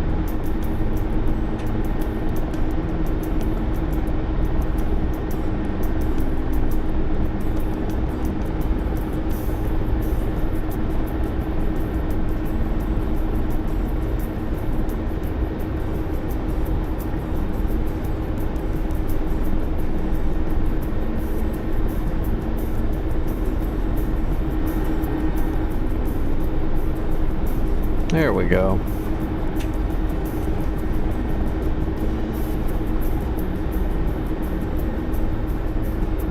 Leave it on auto now.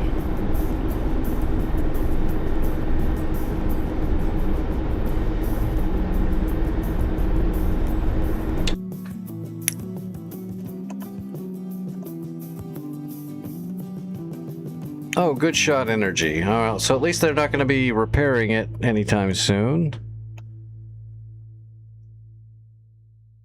We got Beard coming in with another Hornet, so he should be able to do some more damage to the ground units. I've still got a ways to go to get there.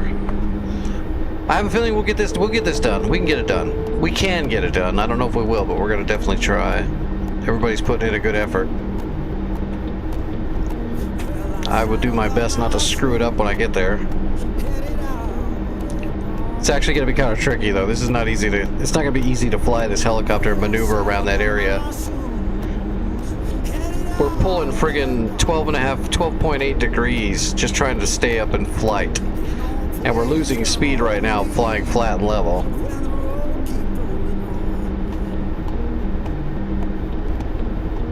So it's going to be tricky.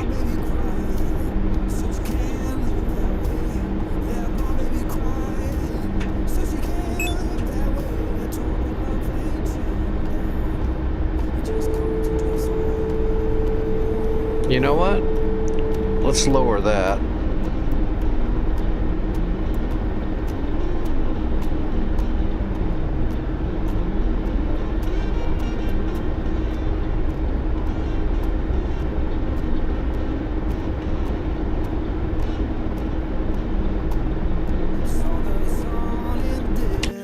Oh, energy got 2 launching on you. I don't see from where though yet. I think they're coming out of Kabul.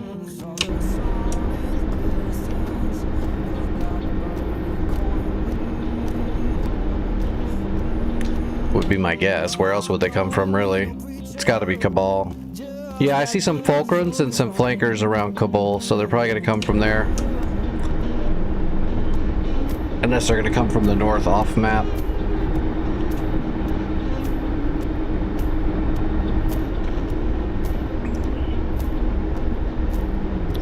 See, I think once I go over that ridge I'm looking at, we're going to be close.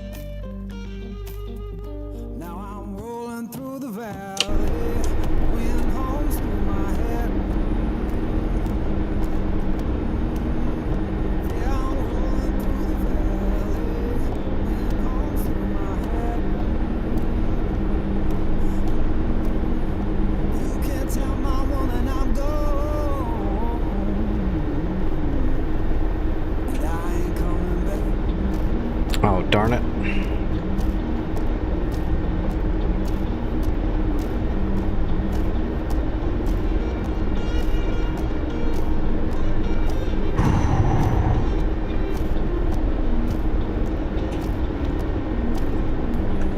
See if I can get this thing trimmed out a little bit better. My arm ain't doing good.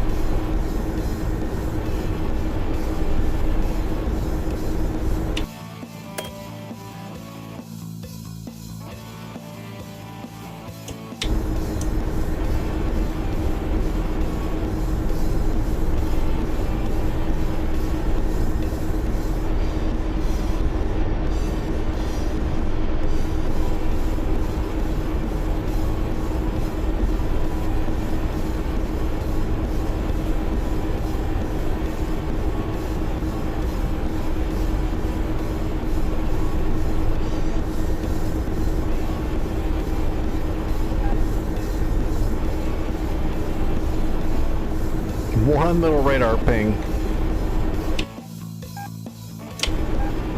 It's a fish bed. It's gonna shoot me with their AMRAAM.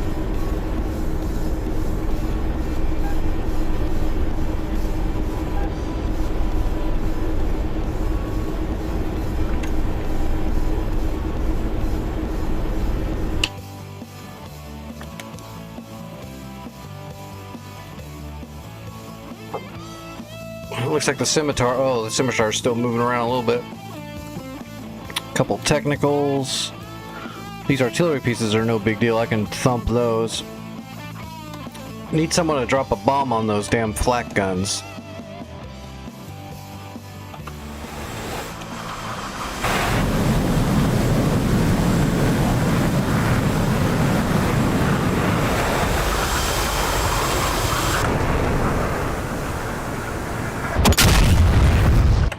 Not quite. Not quite.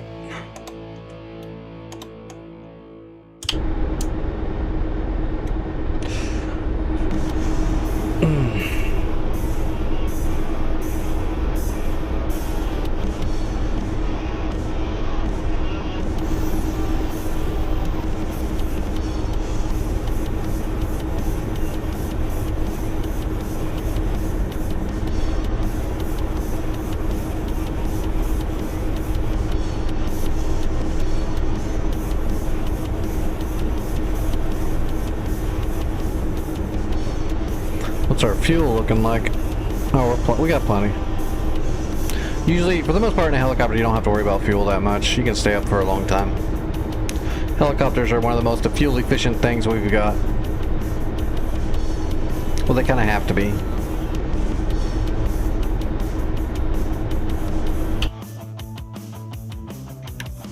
Well, those two flankers are to the southeast. Angels 33, 36.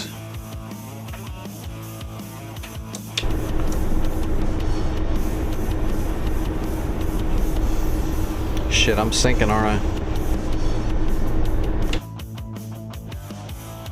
Worst case scenario, I can head left up this ravine. Actually, I guess I can't. I don't know where the best part is to go over this.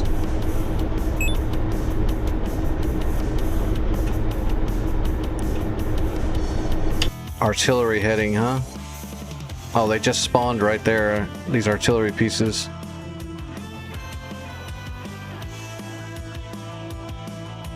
They're heading to attack the fob I took off from.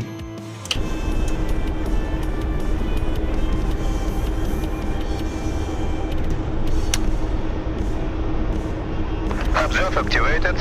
Looking for targets. Alright, I'm looking for the flak guns. Searching. What's up, gunner? Target search.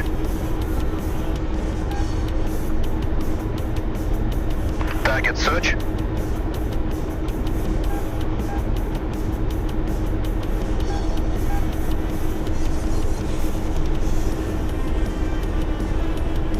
I might be on to I might be onto the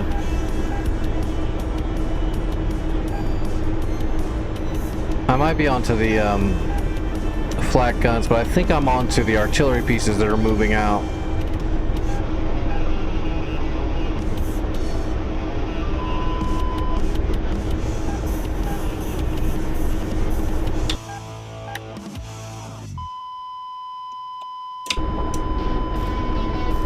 Yeah, those are the artillery pieces. There's the scimitar.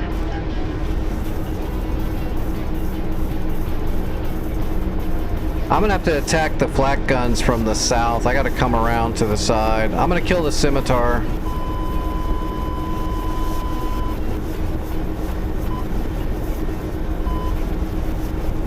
Target in sight.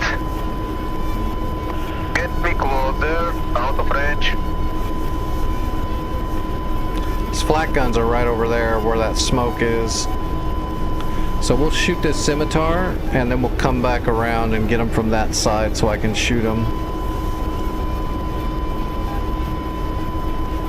Let's unload this torque now while we can. Ready to fire. Launch! Rifle, scimitar.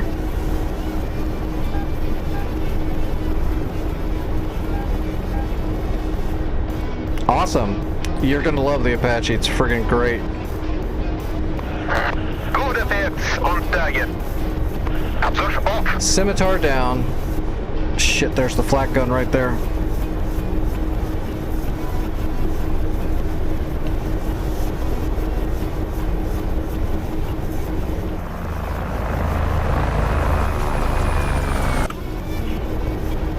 Oh, do you got someone as your CPG? Your crayon eater?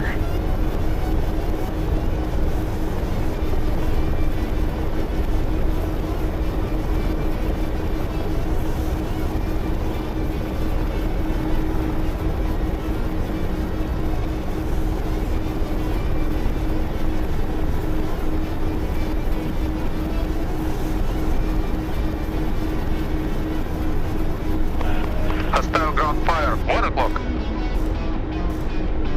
Observe activated. Looking for targets. Observe off.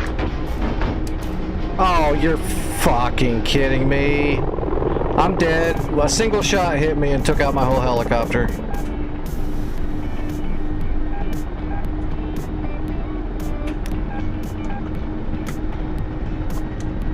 I'm trying to auto-rotate it to save it.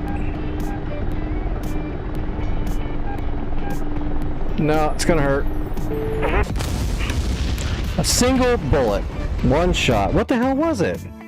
It was one of these tacticals, just like shot his .22 pistol from 1,000 yards and hit me right in the engine.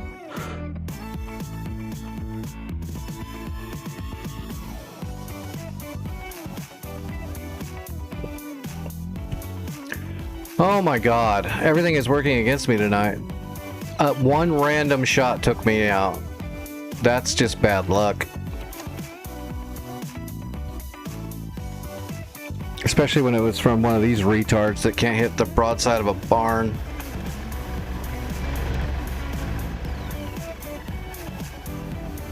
Actually, was that what hit me? Yep, that's what hit me. I was correct. Single hit from one of these idiots with their gun just thrown in the back of a truck. Well, that's it for me, guys. I'm gonna have to call it. I'm getting ready to get sick to my stomach. Oh, I gotta pull some blood, take some medicine, and chill out. It's almost taken, but I got the scimitar dead. I was getting ready to, I was literally getting ready to light these up. I was gonna kill all these right there in that single pass with the 30 mil. It's just bad luck. Well, actually, it's not bad luck. I believe the difficulty's turned all the way up to max. So enemies aren't really missing anything tonight. You know it's bad when they fire 3 R60 aphids and all 3 are just perfect shots. That's like the worst missile ever. Multi-crew's great. I'm pretty hard on CPGs though.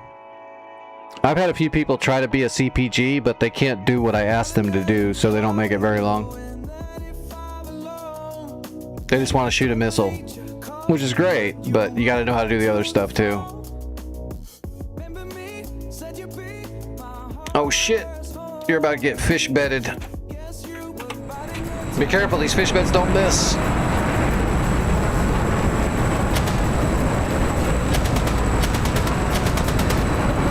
Yep, there you go. Cut your wing off with a fish bed.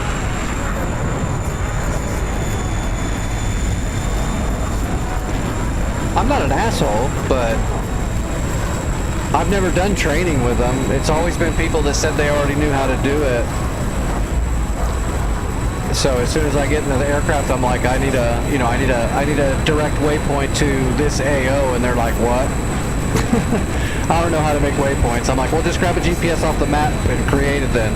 I don't know how to do that either. Oh, well, then you can go ahead and leave.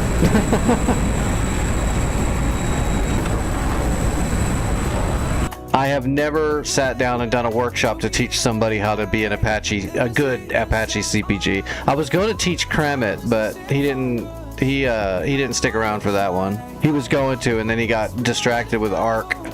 Or, you know, it's Kramit. He got distracted by ARC or a shiny light or some lint. Intel received. That's actually why I stopped letting people... I should have always stopped letting people, because for a while there, while I was streaming, there'd always be someone that jumps onto the server and just immediately tries to ask permission to jump into one of the aircraft I'm in, which always ended up being a bad idea, so I stopped doing that.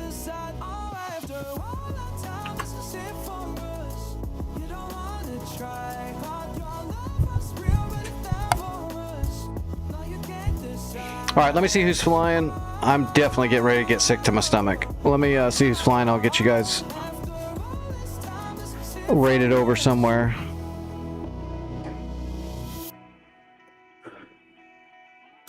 Gunner, can you link that into the Discord and I'll check it out when I get out of the bathroom?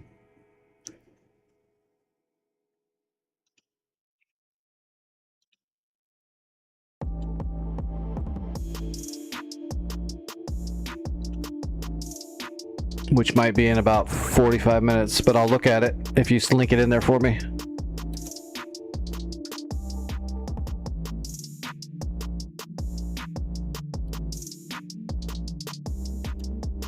All right, who is flying? Oh my gosh.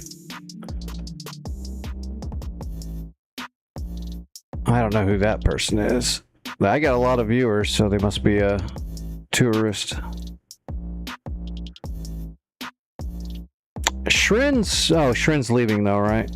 Or no, that was Santa Beard. That's well, we can we'll raid Shrin. Shrin, good flying. You're always good flying. I'm gonna raid you, buddy. That was Santa that's leaving, not Shrin. So, yep.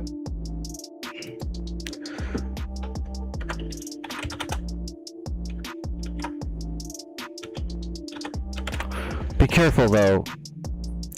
Shrin might curse. He's got an adult warning.